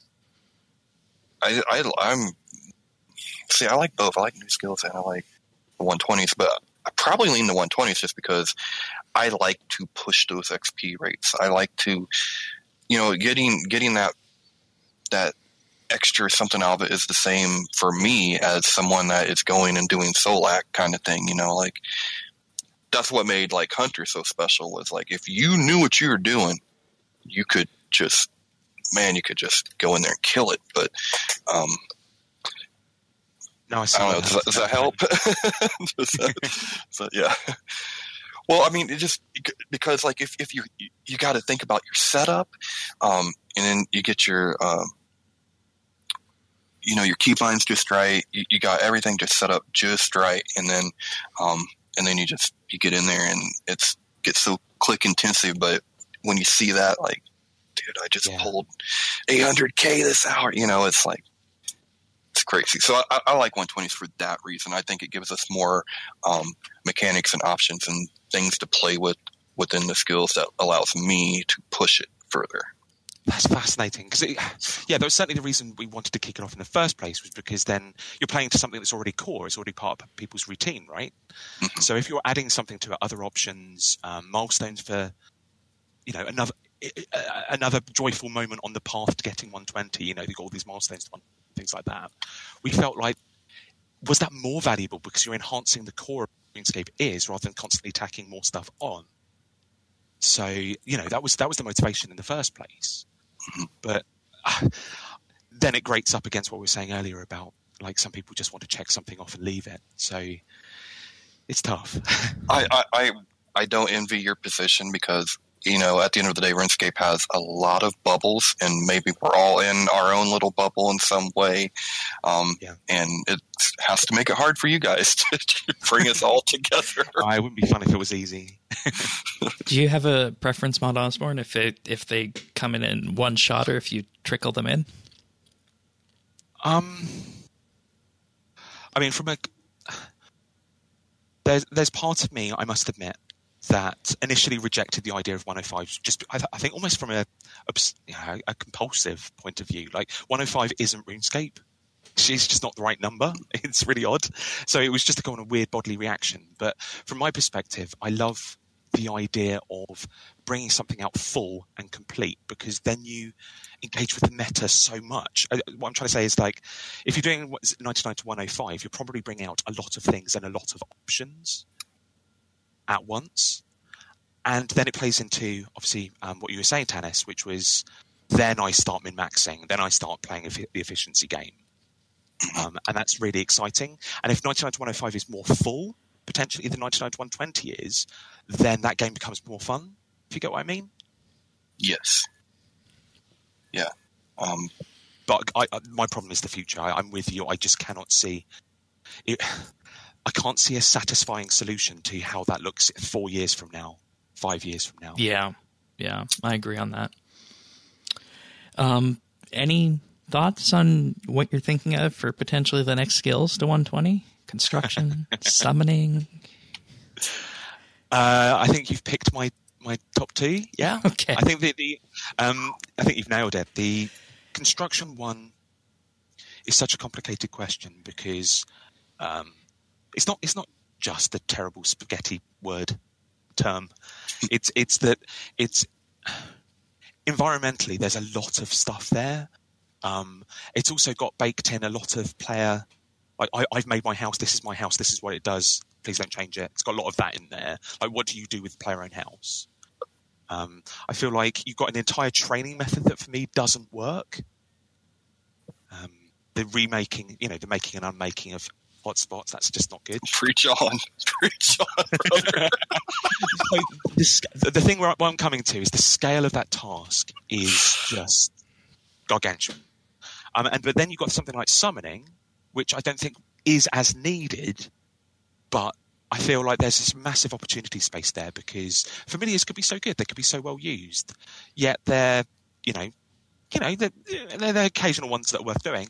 But then there's pouch making and the training method. Yes, exactly. I mean, there is no reason why. And actually, we talked a little bit about it with Ancient Summoning in changing the way that summoning is trained. So whether or not that will come out in the wash, I need to check with the team. But yeah, like moving away from pouch making, I would love to do. That problem is easier to solve than construction, but I don't think it's as big a need. All right, fair enough. But they'd be my top tier. I'd love to do divination as well, actually. Oh, interesting. That'd be my personal one. Yeah, I feel like divination, there's not enough reasons to train it, and I think it's good. It could just be made a bit sexier as well. I feel like it's just blobs of goo. I don't really know thematically what it's doing. Training it is somewhere in between a grind and intensive. It's in a really bad spot. Yes. So finding the sweet spot would really help there too. All right.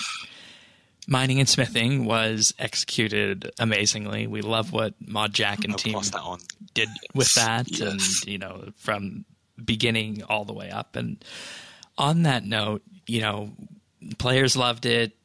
It did excellent things for the game, and players like that say that they'd like to see more skills reworked this way. We've heard comments before that it didn't really pay off in terms of the costs that it had associated with it. So the question is, would you call the mining and smithing rework a remaster, or was that an entirely different beast? I honestly can't think of better examples of a remaster or what we'd like to do with a remaster than the Clue Scroll overhaul, mining and smithing. Okay. Honestly, they're probably nailing what I would call a remaster. They are reworking something that is pre-existing. They're improving it. They're rebalancing it, making it valuable. They're also adding new challenges to give a new reason to come back. Like obviously, Clue Scroll overhaul had master clues, and mining and smithing had master work, and so they're spot on. It's just they're both really big examples. Well, at least mining and smithing is. Yeah. So obviously a remaster team that is dedicating, trying to produce something every couple of months or so, it's going to be more small and Lance-like, I guess. All right. So, kind of a managing miscellanea, kingdom miscellanea improvement would probably be, hey, let's add more progression to this, more different workers, more rewards, more valuable. It's better to use, as in the UI's improved. Add some quality of life changes, because I think at this point it's probably 10 or 11 years old. Yeah, absolutely. And then step back, and then you're done. It's not going to be a kind of, and we're going to add a new quest, and we're going to make it into its own skill, that kind of thing. So not a package like Menaphos was in that regard, or no, I don't think so. Entire narrative around it. And you hit the nail on the head in terms of that's what we can expect from the remaster seat in 2020. And Mod Timbo is leading that one, correct? Yes. Okay. Yes, absolutely. Him and a developer. All right. It's yeah. All right. The person who's in with him as current is I'm trying to remember his mod name. I think it's Mod Burke. Okay. All right. But he was involved on mining and smithing. All right. So, fair enough. Mining and smithing, bar none, hands down, best update next to Priv since I've been here for like the last 12, 13 years, huge. Something like that. That's massive, right? I mean, you can talk about salvage and stone spirits all day, and I do appreciate that they're, right now not in the right place because we haven't made the fix yet. But I think that I feel like it's just a small percentage. It was a small. Yeah, I mean, it was just one little aspect of. We just ranted and raved for. Gosh, I don't know how long, Shane. Oh, we absolutely love that update. Yeah, I think it was the update that kept giving. Perfect. It was so well executed too. There was hardly bugs. Yeah. Yes, yeah, that's nice. Yeah, I quite like that. I mean, a lot of that was down to the beta work. So yeah, exactly. Bringing the players in and carrying them along with you is something that I've seen very important from positive execution. Do you have any thoughts on what you'd like the first remaster to be? I know you mentioned a reworked Managing Miscellanea. Any others that come to the top of your mind that we could potentially see? So we're in a weird place in that we haven't actually signed off on necessarily what the next lot are. All right. There are a few that I know the team and I would like. I would really like guilds, weirdly. That'd actually be cool. Yeah, one of the the guilds, I've got a vision of them whereby they're a fantastic kind of progression track. It's almost like how PVM Hub is doing it for bossing, right? Like, what do I do next in the skill? Point me to it. Give me a feeling like not only through my level, but I'm getting somewhere. Would be great, and I'd love that for guilds. There's some of them that are just, if you think of the deadest content in the game, a lot of them are guilds. Oh, like Ranged Guild, Warriors Guild. That would be so cool. Like plop a high level training method in there, and boom. Well, not high level. Everything I say is through the lens of a high level. Sorry, I don't. That's just where I'm at, I guess. I'm really interested to get my hands on the Farming Guild come Monday. Yes, yeah. That's going to have some things in there that'll hopefully point you in that kind of direction. But while that might seem a bit kind of high level, how is this improving the core of the game? I think that if you think about new players coming in as well, like I want to be, all right, I'm liking this mining malarkey. Let's follow that through. And they're all working towards a mining guild, towards the mining guild, and they're working their way up through it. They're becoming master miners and all this. It could be so much better than it is now. Yeah, could you envision that being like kind of like an invention guild? Because that one does seem pretty populated. There's a reason to go there, and that's the one guild that I know I spend time in. Really, it's the only one I can think of. I don't think there's a good example in RuneScape at the moment of exactly what that would look like. I think it's okay. I think everything's a little way off, but you see this in quite a lot of other games. I'm sure even things like Final Fantasy Tactics. I'm thinking of now, where you sign up to a guild and progress through, and you get almost kind of unlocking of classes as you go through. I think there's some good stuff there without betraying what's good about RuneScape. Oh, for sure. Excellent. So that's what we can see from remasters and potentially some of the content in 2020. Christmas is right around the corner, of course. We didn't have Halloween this year. Yeah. One burning question is there going to be a Christmas event aside from the Advent calendar? So the answer is yes. I think that I wouldn't want to necessarily over-egg just how big it is. I want to set expectations a little bit. So yeah, there'll be new content. So there'll be something new to play through, probably in a kind of old school vein. If you know old school season events, in that there's something light, quick to play through, that feels seasonal, that gives you some really cool cosmetics out the back of it. And Sign me up to that. Yeah, that's totally what I want out of a Christmas event. But I think that, if you think about our history with holiday events, some people will love Broken Home, some people will love the Spider Realm, some people will love Violet is Blue. And I think that those are probably beyond what you're getting. If I remember, my favourite was the Spider Realm. Sure. And the Spider Realm had a whole new, couple of areas. It felt like, to be honest, if you made that a quest, I would be perfectly fine with it sitting on the quest list. One of our favorite ones was the Death's House Halloween event a few years ago. Best one ever. Oh, I love that. Was so good. Yeah, that was great. I really loved that. And it was social too, which was really nice. Yes. So, all-time favorite. Important, right, for the holiday event. This pivots... So it will be a bit... go ahead. A mix of reactivations. So it'll be a mix of reactivations. Things like, hey, let's bring back Cracker and other stuff. But it will also have some new stuff and new... I think a lot of this has come back from the feedback on Halloween. So we kind of changed tack when we saw the reaction to Halloween. All right. And what do holiday events look like going forward into 2020? Blueprint, Christmas 2019 for other events in 2020, or different? Very, very different. I think Mod Warden talked about this. So, we've only had our Mod Warden for the best part of 2 months, really. But he has come off the back of games that are really big on seasonal events, seasonal content. Yep. Like, Fortnite, Overwatch.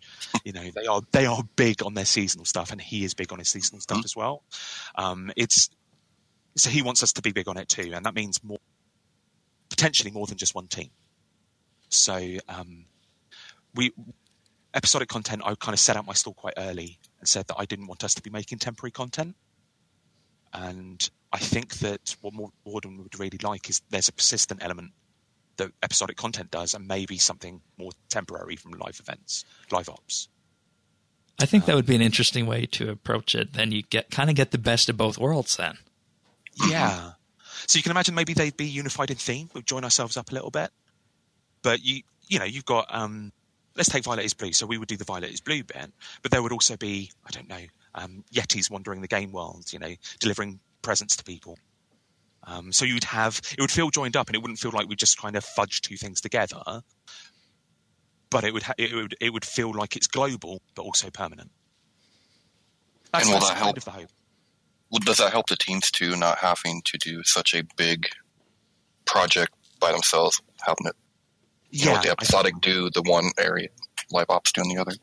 Yeah, I think you're right. Broken Home was stupidly lavish. I can't tell you how long that took to make. I mean, I love it to bits, but yeah, it was huge. Where am I going? I think the alternative path we could have taken is the World of Warcraft approach, which is actually you have a hub area that you add on to every year, and everything that was there previously gets brought out again, so you can get all the old stuff. That's what Star Trek Online does too. Right, okay. Yeah, I think a lot of games do this because it makes, from a production point of view, it makes a lot of sense. But I think I can't remember which Christmas it was that put us off from this, that we thought that maybe it wouldn't work for RuneScape, was the one where we reactivated lots of Christmas events in one kind of hub area. Right. And I remember when that came out, there was a lot of kind of talk of laziness, of, hey, that was that year's Christmas event. Can you keep it that year? I want to keep my reward from that year. I want it to be rare to me. Don't let anybody else have it. There's a lot of these things kind of rumbling about. Part of that, though, I think it was you guys were coming off of the previous year was just one of my favorite of all time Christmas events, which had the reindeer feeding and the feast. And you know which one I'm talking about? Yeah, I do. So that one was so packed that anything. Is that the one set in the Lumbridge crater? Yes. Okay, and that one was great. No matter what it was, like the following year was probably not going to be as big. Yeah, you can always see a gradient. My favourite was Wizard's Tower, actually. Okay. I really liked the Wizard's Tower one. I just quite like the idea of the wizards coming together and just seeing them all in the same place. My favorite was 2006 with the Toy Workshop and the Scarves. Yeah. So yeah, that was the year I started. I remember that one. Okay. You predated me, Shane. I wasn't here for it. I could go back to 2004 when RuneScape 2 launched, but Oh my! yeah. Do you have one? No, I don't. But I did manage to, back in the day, purchase a Santa hat for $400K, and I still have that. Yeah, that's pretty sweet. I saved every penny for that. All right, so that's a good investment. Yeah, so one more before we move into the patch notes and your blog post this week. So with 2020 just around the corner, you mentioned the external studio. You've alluded that they're going to be doing graphically heavy content, pets maybe, something to that effect. Is there anything else we're going to see from the external studio, or what can we expect from that as players? Well, you could probably look at the annual survey with a view to what is probably heavily on the graphics, but doesn't need so much RuneScript, like coding. And if you have that lens on it, and also look at what came out in the kind of the top half of the survey, you'd have a pretty decent idea. But I think part of me, if we're into the old trap of do I announce too much? So I'm going to keep only what you're comfortable with. Yeah, I know. I'm going to keep them a little bit. I have a horrible reputation with the staff in here. Like, especially what you're comfortable with, actually. I think the part of the problem is you've already seen we cancel more projects now than we used to, and for good reason. Like if they get a certain way and it's just not working, we want to be able to cancel them. But I don't think a lot of players understand that. So we can be extra transparent. The problem is if you're extra transparent, then you're showcasing a lot of things that don't make it. And then you get into that whole thing. I think we were in it like last year, where it's kind of like, why are you cancelling so much, Jagex? What are you doing? Right. So where am I going with this? I don't know.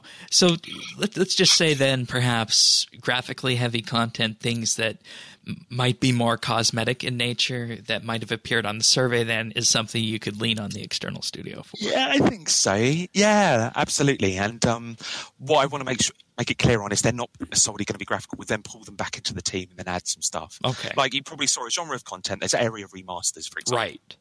I think people loved the area remasters, not necessarily just because they were graphical improvements, because there was a reason to explore that area again. Like if you took a Varrock or a Karamja, reworked it, the remaster was so joyful because we'd add new quest content there, or we'd add new NPCs to chat to, or new treasure chests to find, or new skill methods to partake in, that kind of thing. So, there'll still be some dev work attached. All right. Fair enough.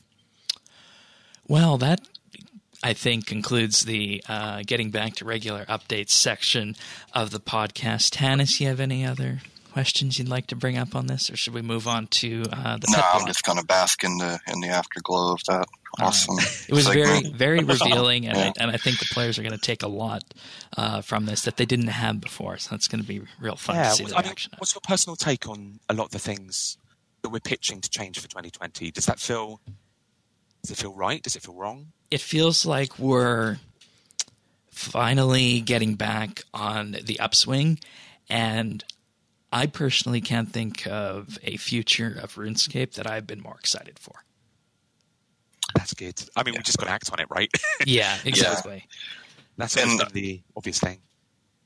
Oh, and we talked about this a couple weeks ago, wasn't it, Shane? When I'm really seeing the pieces are now in place to really modernize the game. And I don't mean, I'm not just talking like graphically or what, but just the way things work. I think we're looking at a much more, yes. And I think we're looking at a much more contemporary, game, like along the same lines of some of the other games out there, and while retaining its own uniqueness, which I think is the exact way, that it should be going. Yeah. I'm I'm very hopeful and excited for the new year. I cannot wait for archaeology, and I can't wait to race to get back to the max. I know you're not supposed to. Well, I want to. It's how I enjoy it. Okay. Well, what I really like is that we haven't actually really talked about the CXP team, the core experience team. It's almost like there's been 1/3 of what we're doing that we haven't really shouted about. Yeah. And they're on mobile, and all those engine changes, at least the potential ones we saw at RuneFest, which is really interesting to see go forward as well. And that all factors in to this modernization. I have this saying, and I bring it forward on every podcast where that note is hit, and past examples of this in the past were deep sea fishing, the needle skips, the player-owned farm, Elite Dungeons, and Anachronia. I say this is RuneScape 3, imagining there could be a huge ad campaign out there for RuneScape 3 with the slogan, "This is RuneScape 3," and showcase all of those updates: deep sea fishing, the farm, the needle skips, Elite Dungeons, and Anachronia. And that's my definition of RuneScape 3, and building on that going into 2020 is what makes me really excited. Oh, man. And I now want you as voiceover man. Thanks. Let's get that advert made. I mean, I think it would be a great ad campaign to do. Yeah. I think back to that time when we released all of those, and there was, there was a degree of apathy to a lot of what we were producing. So it's lovely to hear that. Because obviously we don't hear from everybody. That's too bad, because, here was another little accessibility. It wasn't little, it was huge, because when we had the movable interface, opened up a whole new world. I could play again. Oh, that's awesome. Cool. Yeah. It was cool. I could actually put my backpack and click on food so I didn't die when I was fighting. That's great. I mean, you will see a lot of accessibility and diversity changes actually in our game in the coming weeks. So, as I've said, I'd love to chat to you offline and find out what we can do. Sure. I don't think we're there. We'll set that up. Yeah. All right. So Activity Pets design changes and the competition surrounding them. And I'm going to be completely honest with you. When this first came out, there were very few pets on this poll that appealed to me. I think the players got it right in the ones that they wanted with that. Yeah. So I'm assuming this is the external studio project, and I think it alludes to that at the end of the post.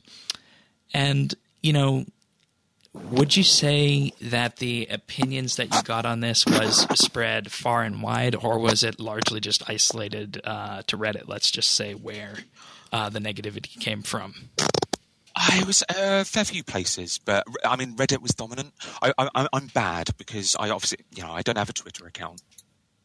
I over-index on Reddit because it's hard to actually post at home on our forums, which I think is a large proportion why I'm not on the forums as much. But yeah, so I got a lot of it from Reddit. It felt pretty unanimous, and it felt like the reasons for disliking it were all the same as well. So it was clear, something had to be done. What's nice is that I'm the only person on the project at the moment. Oh, okay. That's interesting. Yeah, as in, me and CM, our community management team, that means we're a little bit more agile. It's not as if we have to just rip up a load of concepts or things like that, or we'd already made some work. Because it's just me, then it's easier to make this kind of decision. But yeah, something clearly had to be done, which was kind of whittle it down to the 3 clearer winners and then address pets on a more broader scale. All right. And I think adding the rune score pet was also a good idea because I personally know of players who constantly aim to max out their rune score, and that's why they play. They're effectively achievement hunters, let's just say on that. So I think that was a good choice with that. And, we talked about this on last week's show that when it came down to the pets, we would much rather see the quality of life improvements rather than having specific animations for each pet. And I think that's the direction you wanted to head, correct? Yeah, I like accidentally, and it probably should have been this direction in the first place. It turned into a remaster. You could call this now a pet remaster. It's got new challenges, but it's also looking at quality of life for the old stuff. All so, right. Yeah, well worth doing. And with this, I think the biggest thing that we haven't talked about yet is going to be the player design element, and it was talked about by JD on the live stream, is that, if you have an idea for a pet out there, you don't need to be the next Picasso or something to that effect to create one of these pet concepts. You can literally just do a quick sketch or send an idea of what the pet might look like for that thing, and your artist will take it away and run with that. And I think that's a really neat thing to be doing on this front. So. You're absolutely right. I mean, I'm going to be brutal. We're probably going to have to reconcept anything anyway, no matter how good it is, unless you're so good that you know the various kind of perspectives you have to have on a pet to make something modern. But I mean, potato prints, crayon, face prints. Do it. I want to see it. There's absolutely no reason. I don't think I'll have to check the competition rules. I know we did it last time. Why it can be a description of the pet. All of these are good. And they're going to be clue scroll, area, money making, and rune score. And I think the funniest thing I can think of for the money making one would perhaps just be a stack of GP that wanders and follows you around, kind of with the new shiny effects that we saw in the money tree. Yeah, it's been the most memed out of all of them, isn't it? For obvious reasons. Yeah. And would you say, I think the next question I want to ask on this is that with the pet remaster, as we're calling it now, that cosmetics and the way players present themselves in game, could that become a greater focus in 2020 and beyond? What, specifically pets?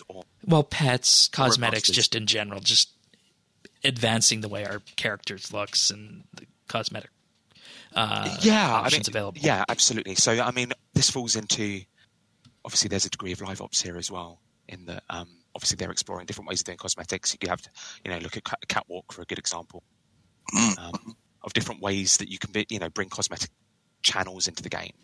So, yeah, I think so. I don't think that we as episodic content will be in that realm much. We'll look at it from a reward perspective. All right, fair enough. So I'm just trying to get my answer right here. I don't think we'll be looking at cosmetic channels as much as live ops will, because obviously they're looking for new ways to bring value to things that are cosmetic, other than XP, bonus XP, that kind of thing. We will be looking at just what we can do off the back of quest content, off the back of minigame content, back of bosses. Is there stuff that we can do there? And now you have the underpinnings with it, with the pet remaster, to do that. Yeah, absolutely. I would love to have more than just pets. I think one of the things I sense from the community is similar to about 4 or 5 years ago with titles. It's just that fatigue. It's just that sense of like, come on, I want other ways to achieve. I can only have one at any one time. I've got the one I want to showcase. Can we move on, please?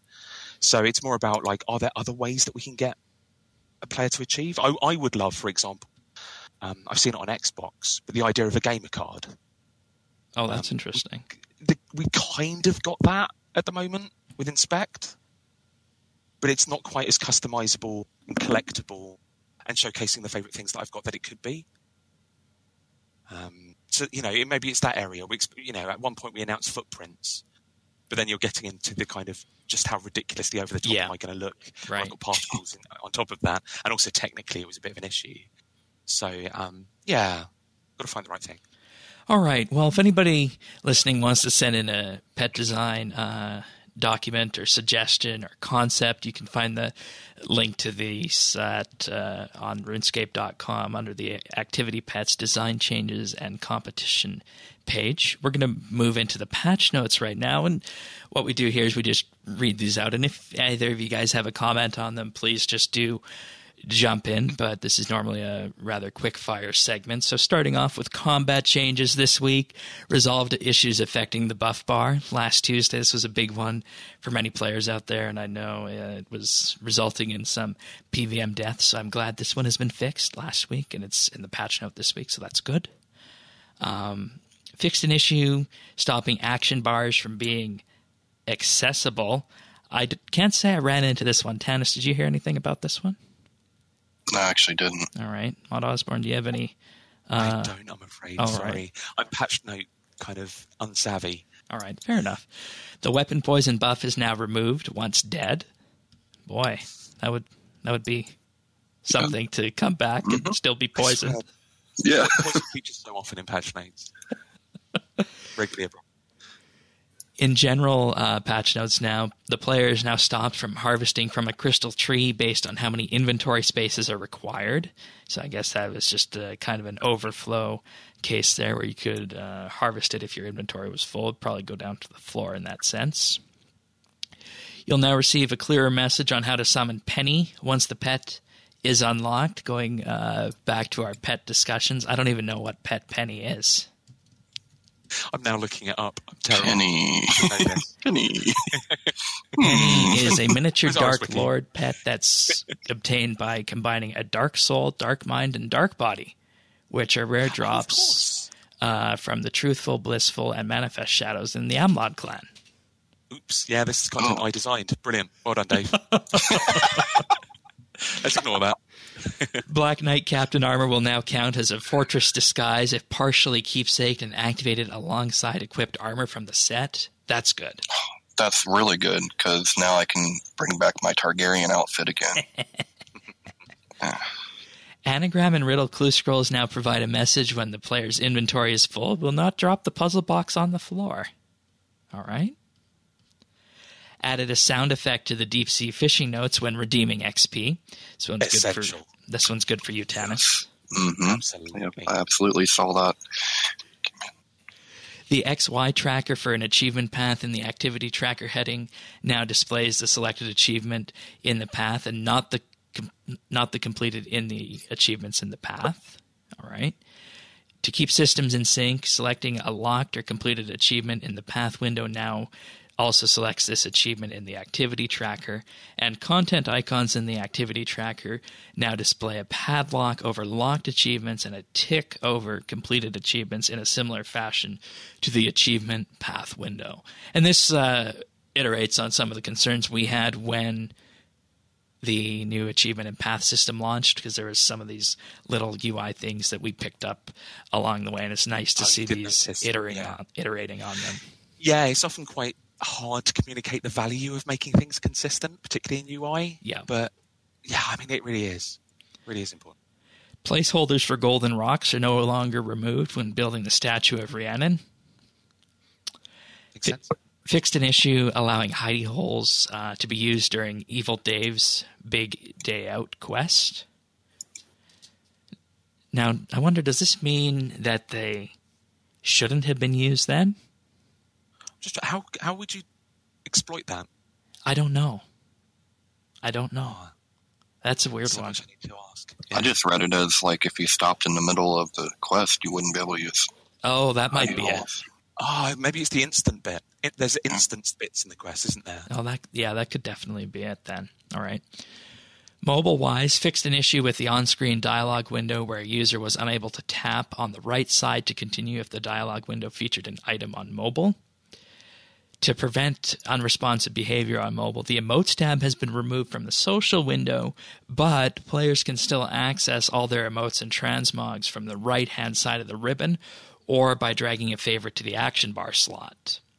And finally, a toggle minimap option has been added onto the mini menu of the toggle button for mobile. And for what it's worth, we are saying these mobile changes without being able to look at these, because we are both iOS users here, so we haven't been able to get our hands on it. I can only apologize. Fixed an issue that was preventing users from selecting and auto-casting spells if selecting selected from the Spells tab of the Powers interface on mobile. Can you repeat that, Shane? Yeah, I think I'm just kidding. I don't know what the wording there was on that. Somebody's paid by the selecting. It's really odd. Yeah, there's lots of selecting going on with that one, so we'll just leave that as is. Yeah, I was linked a lot on the on Reddit to a thread that was talking about how poorly edited the patch notes were. We are definitely looking at that. I am sorry. All right, it's fine. Graphical changes, removed map icons for the old lodestone on Tuska, added some chat dialogue to clarify why players can't cross the bridge in the Temple of Ikov, And the flames of the flaming sword effect will now look better on wilderness swords. You gotta love that attention to detail that, we have these 4 wilderness swords in game, but the flaming effects were out on just those ones, and it warranted a patch notes. That's what I love about the patch notes, is that you can get the tiniest of tiniest things that have impact for not the entire player base, but it just makes someone's day. Yeah. And finally, deposit box menus now all refer to themselves as the Bank of Keelanor. Just in time. We're going to see a lot of those coming out tomorrow. That's right. Or Double Saturday, XP weekend. Alrighty, folks. There's the patch notes. As we are running near the end of the show normally, we do not have any listener questions this week. We're just going to go straight into tech news. But before we do that, I would just like to give thanks to our wonderful Patreon supporters who have made this episode entirely possible. First up, I'd like to thank Brock H., Cameron, Cass, Christian S., Darren L., Diana, Jason S., Kyle, Logan H., Rippeth, Sam W., The Naked Captain, Tom V., and Zez. Thank you, all of you, for your support. It truly does mean the world to us. And if you're wondering what all this is about, you can find out more about this on our Patreon page at patreon.com/RSBNB. There we have 3 tiers of support. You can start off for as little as $1 a month, and you'll get a special mention in our show notes each week, early access to the show notes, and you help fund the cost of hosting and production of RSBNB Update. You also get access to our entire back catalog of monthly bits, special little bonus shows on very deep dive discussion topics relating to RuneScape. And of course, you get to vote on topics for the monthly bit, which there is a new vote up there now for the December monthly bit on that. We'll be talking about that this weekend at our round table, which Patreon supporters are also able to access. For $3 a month, you can get a special VIP rank on Discord, a mention on the podcast at the start of the month, and access to high-quality stereo AAC versions of the show. And finally, if you want to give the ultimate gift for $5 a month, you get a shout-out on the podcast every week and gain exclusive access to the outtakes that we use for the clip show, which is coming at the end of the year. Not too much time left on that now. But as I mentioned, we have our monthly bit poll that's up. Next week, instead of Inside RSBNB Update, I'll be doing a Patreon exclusive first look live stream. The first time I log in on Monday, we'll be doing this live stream of me having a look at the new 120 farming and 120 herblore content. So that should be real fun to do, and that'll be made available after the fact. And we also have the round table. We'll be doing this on Double XP weekend this weekend in the RSBNB Discord. And finally, should we at some point ever reach the mythical $99 a month tier, it'll be movie night in the RSBNB Discord with Shane and Tanis, where we'll watch some of our favorite movies, and there's going to be some Star Trek included. Rise of Skywalker. Osborne, what's your favorite movie? Do you like Star Trek? Yeah, I do. I must admit, I'm more of a Star Wars. I'm so sorry. I mean, obviously not like new trilogy. All right. Well, have I given the wrong answer? No. Just for you got one of each here. You can find more about that at patreon.com/RSBNB. Yeah, First Contact is great. All right. So tech news this week. Half-Life 3 confirmed? ? Half-Life Alyx is officially arriving in March of 2020, and it's going to be a VR exclusive game. A prequel to Half-Life 2, but taking place after the first Half-Life. I don't have a VR headset. I know. I know. I got to play Vive one time, and it was like the most awesome experience ever. Yeah. I don't think we're kind of in Diablo Immortal area here, in which, something has been brought out that's so against what the players want. But it is such a shame that it is VR.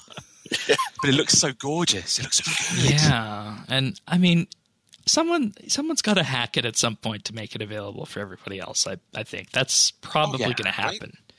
And it's going to come out on more platforms, right? I think so. Because Come on, orange box it for us. Come on, Valve. Yeah, they really ought to do that, because You know, the perpetual myth with Valve is that they can't count to 3. I've never heard that. Because Half-Life 3 was always supposed to be teased and confirmed, but it never arrived. Yeah, and Portal 1, 2. Portal, Left 4 Dead 1, 2. And now here we have something that is a prequel to Half-Life 2, which you can't call Half-Life 3, but is really doubling down on VR and is going to be one of the first new games that Valve has ever made. And my only concern with this is there going to be enough of a market for this to actually be successful, I wonder, with just VR? I wonder what they do if there isn't. You know, like, do they do as you say, bring it just as a standard FPS? I think they would have to, because you don't want to sink all that dev work for nothing, right? Well, you say that, but obviously designing VR is very different from designing an FPS. In that, like, how is mobility handled in the game? I'm really interested in that. Like, is there a whole level to explore, or is it a railroad? You know, have they said? No, they haven't. It's just been all very teasery so far. Yeah. Well, and it won't even become, like, it's just not even coming out on consoles, which is the most affordable VR, so, too, right? Well, so VR has been waiting for its killer app. Maybe Valve is going to release a good-priced VR headset. Yeah. I mean, maybe, like, their headsets are great. It's just, it's got $800 for exactly. But you know what's going on now? We need an official head crab VR set. Yeah. I mean, where's that Fry meme? And there's nothing more Half-Life than the head crab. There is nothing more. Nothing. System requirements, though, aren't that high. It's recommended to have an i5 7500 or a Ryzen 5 1600 with a GTX 1060 or RX 580 graphics card. What? How's that possible? Like, you have to have more than that to run Red Dead. That's not VR. They're also saying it's going to be 12 gigs of RAM as a requirement, too. Yeah. Now, someone that knows stuff more than me is going to have to explain that. I don't know how they're doing VR on a 1060 in that regard, then. I think if there's anybody who knows how to do that, it's going to be Valve. Yeah. They have Alchemist. And, wow. It's impressive. And I haven't heard if it's still on the same engine, too, but if it is on the same engine, that would explain a lot of these things. So, only time will tell, I guess, and people are going to be counting down until April to get the next chapter of the Half-Life storyline in the form of a prequel. All right, our next tech news story is something that's very important to me, and I can't underscore how important this is. Apple announced an expanded Everyone Can Code curriculum, and with this, they're also increasing the number of coding sessions that are available at Apple stores in order to help people get involved in computer programming.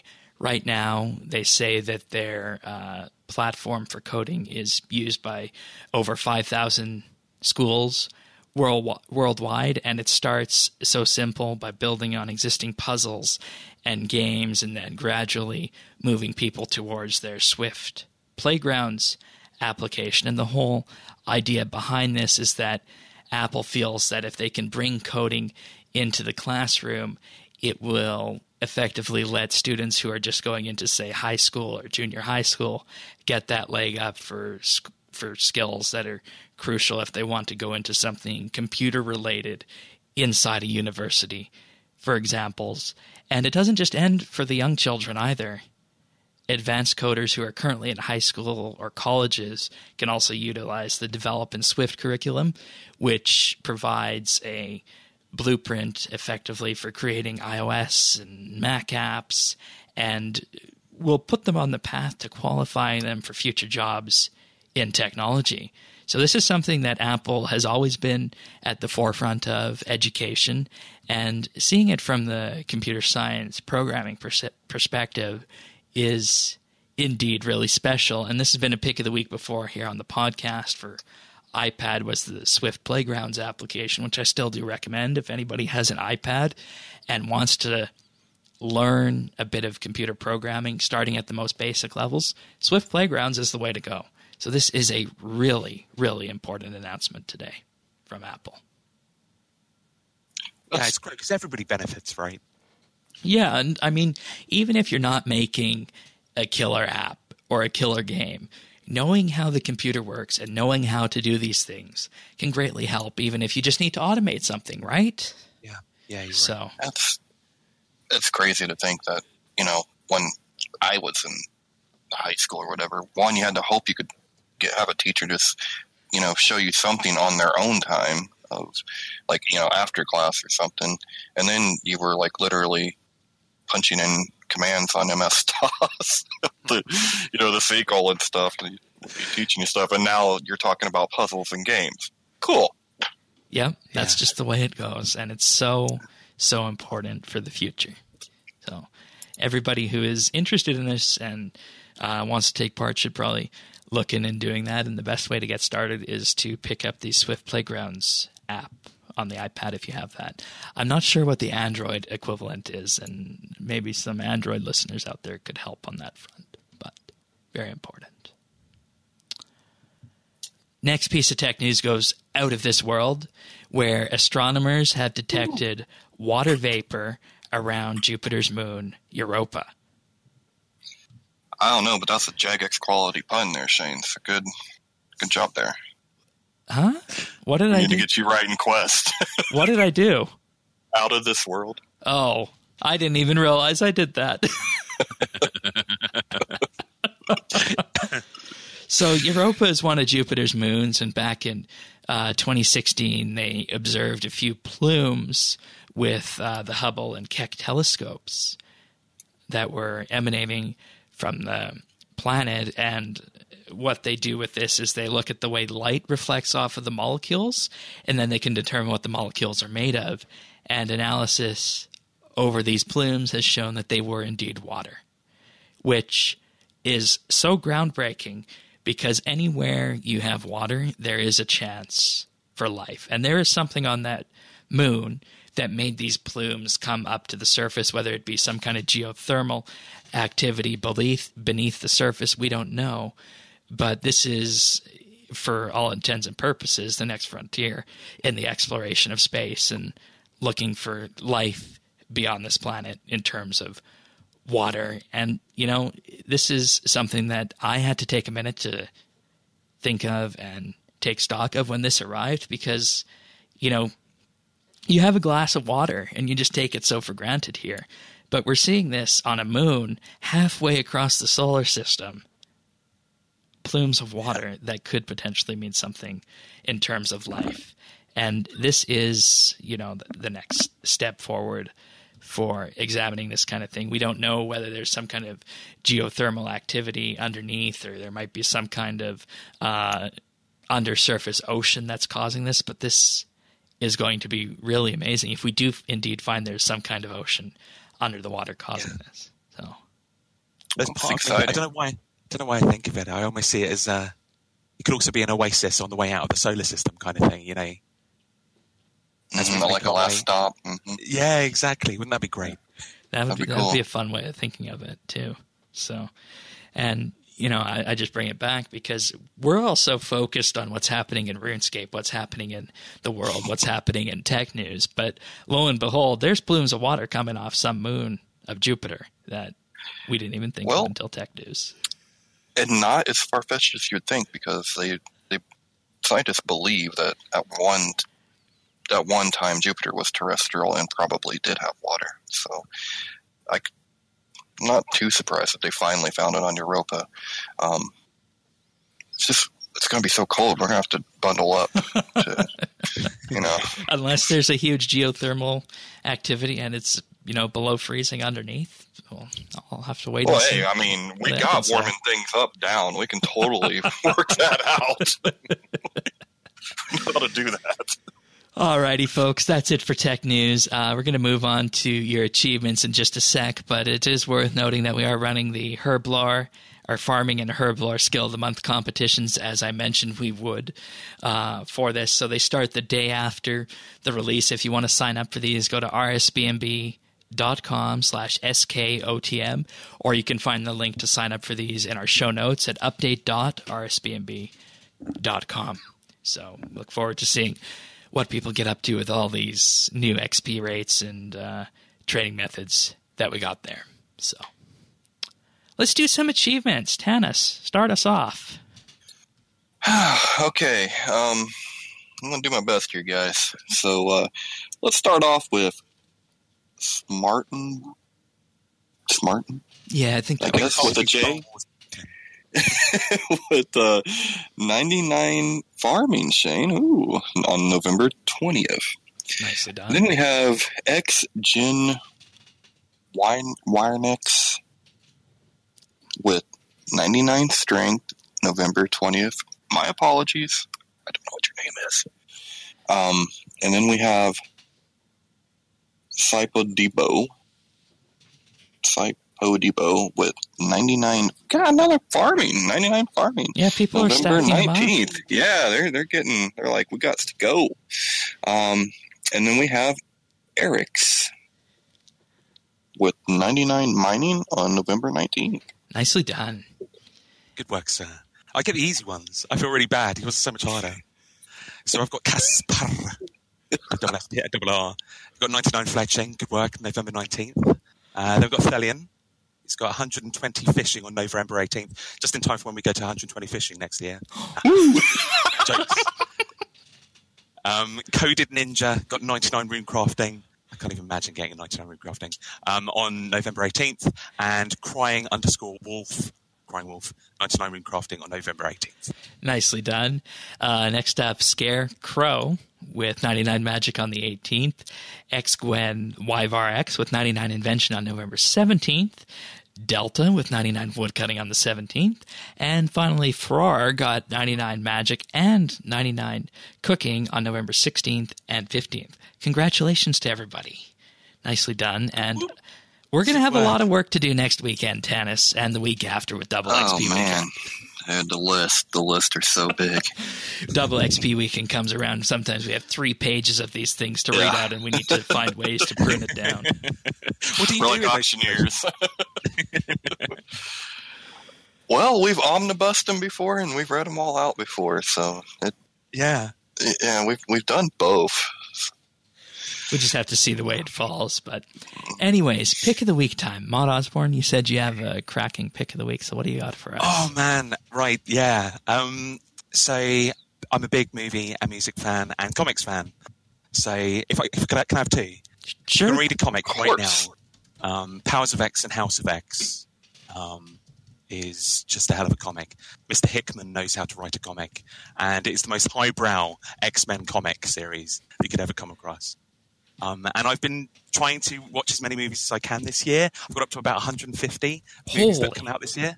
It's pretty good. I'm a list maker, and I've kind of listed them all. So, you've got your Avengers in there and stuff like that. But I think the surprise for me this year has been Midsummer. I adored Midsummer. I love my horror, but this just kind of freaked me out completely. I do love a bit of it. So if you're into your Wicker Man or that kind of genre. It's really odd to have a horror movie that's almost completely in the sun. And this did it very, very well. And that's interesting when you think about it, a horror movie in the sun, and 2.5 hours long, too. Yeah, not a moment in darkness in the whole thing. Interesting. So those are my top tips. They're not exactly left field, but they're great. Well, they're ones we haven't heard before, so that is awesome. perfectly A-okay, and they're very unique too. I don't think we've ever had a horror movie picked, and I don't think we've ever had a comic picked as well. So very good picks. Thank you so much. Thank you. All right, so what have we been up to in RS or otherwise? Tanis, we'll start with you. Well, so of course, last minute getting stuff together, right? Because I didn't know what I'd be doing, and for a minute, I've been stocking Herblore supplies for a year. So ever since the last DXP weekend, right? No, not the last one. The last Game Blast. I've been stocking up for the next one. And then with 120 Herblore, I'm like, I might need to go ahead at least make the extremes and stuff like that this time around.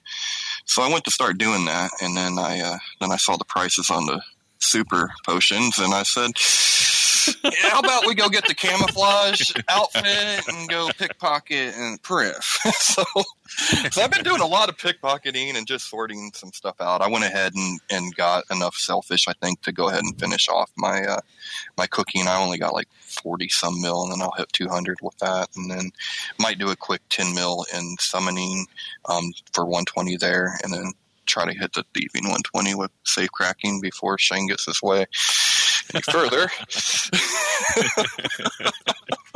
He's been a voice in my ear. Well, that's about it. So it's been kind of busy weekend. All right. Mod Osborne, anything you want to share? I don't know if I've had an odd experience of trying to get my quests all done again. And basically the quests I haven't done have been from the past couple of years. So the quests I haven't played have been the quests that I've written. So I had a weird experience. That must be a very weird feeling. Yeah, because, obviously a majority of it was written on paper. So, Needle Skips, you were at Curse of Blackstone. That went through favorite. all of those. So favorite. So, I was going to say those like two of our favorites. Yeah. Oh, really? Yeah. Needle Skips was such a passion project. Yeah, and that was so good. I'll just take this point to say that if any listeners are out there like Mod Osborne, you love your quests, you love all the quests, check out Clan Quest. That's also the clan that I'm currently leader of. So Clan Quest, guest us in chat if you like quests out there. We absolutely love having anybody in who loves quests, and it's the place to be if you love quests in game. So top-notch plug. Let's get some more quests for you. All right. As for me, I've been enjoying the mini gold rush that was involved with Fellstock. You guys ready for this? Mm-hmm. I made 20 million GP in the last week off Fellstock. Nice. Nice. Yeah, ain't bad. Yeah. Well played. Yeah. Grenwell spikes were also good earlier in the week too, with the baitless perk from the elf task set on Anachronia. Just go there, you collect them. That's definitely a few mil an hour. It's never been easier with this double of new skills coming next week to 120 to make money as a skiller, I find, and I am absolutely enjoying it. So that's what I've been doing, so much so that it's actually taken away from any double XP prep that I'm going to do. What I'm probably going to do for double XP weekend is activate the alt character again and do some farming and herblore on there and dive straight into that with that character when that arrives next week, because I'm 162 million farming XP and I don't want to go too heavy at it because I don't want to get 200 mil and stop getting XP in farming. So I'm rationing the amount of XP that I get in game for farming right now. So it's likely going to be done on the alt character. That's blasphemy. I just don't want to get a 200 mil. I just don't. But it's just me and the way I play. But anyways, I believe that wraps up this episode of RSBANDB Update. Mod Osborne, anything else you'd like to say or plug before we head off? Oh, man, I haven't said how glowing I am of your podcast, which is part of the reason that I'm here, to be honest, is I'm late to the party, I must admit. I only started listening a couple of weeks ago, but have since listened to a fair few of the others. So thank you so much. Thank you so much for having me here. It's our joy. It's our pleasure to have you on the show, and I hope our listeners enjoy the segment that we did.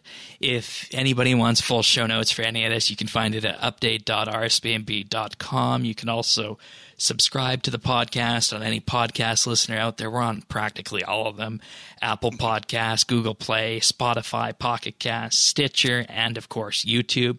Update.rsbnb.com/subscribe, and just click on the one that you want. And we also have the Friends Chat BitsBytes if you want a guest in there too. So with that being said, we'll be back next weekend for another episode of RSBANDB Update. So we will see you guys then, and have a good double XP weekend, everyone. Take care. See ya.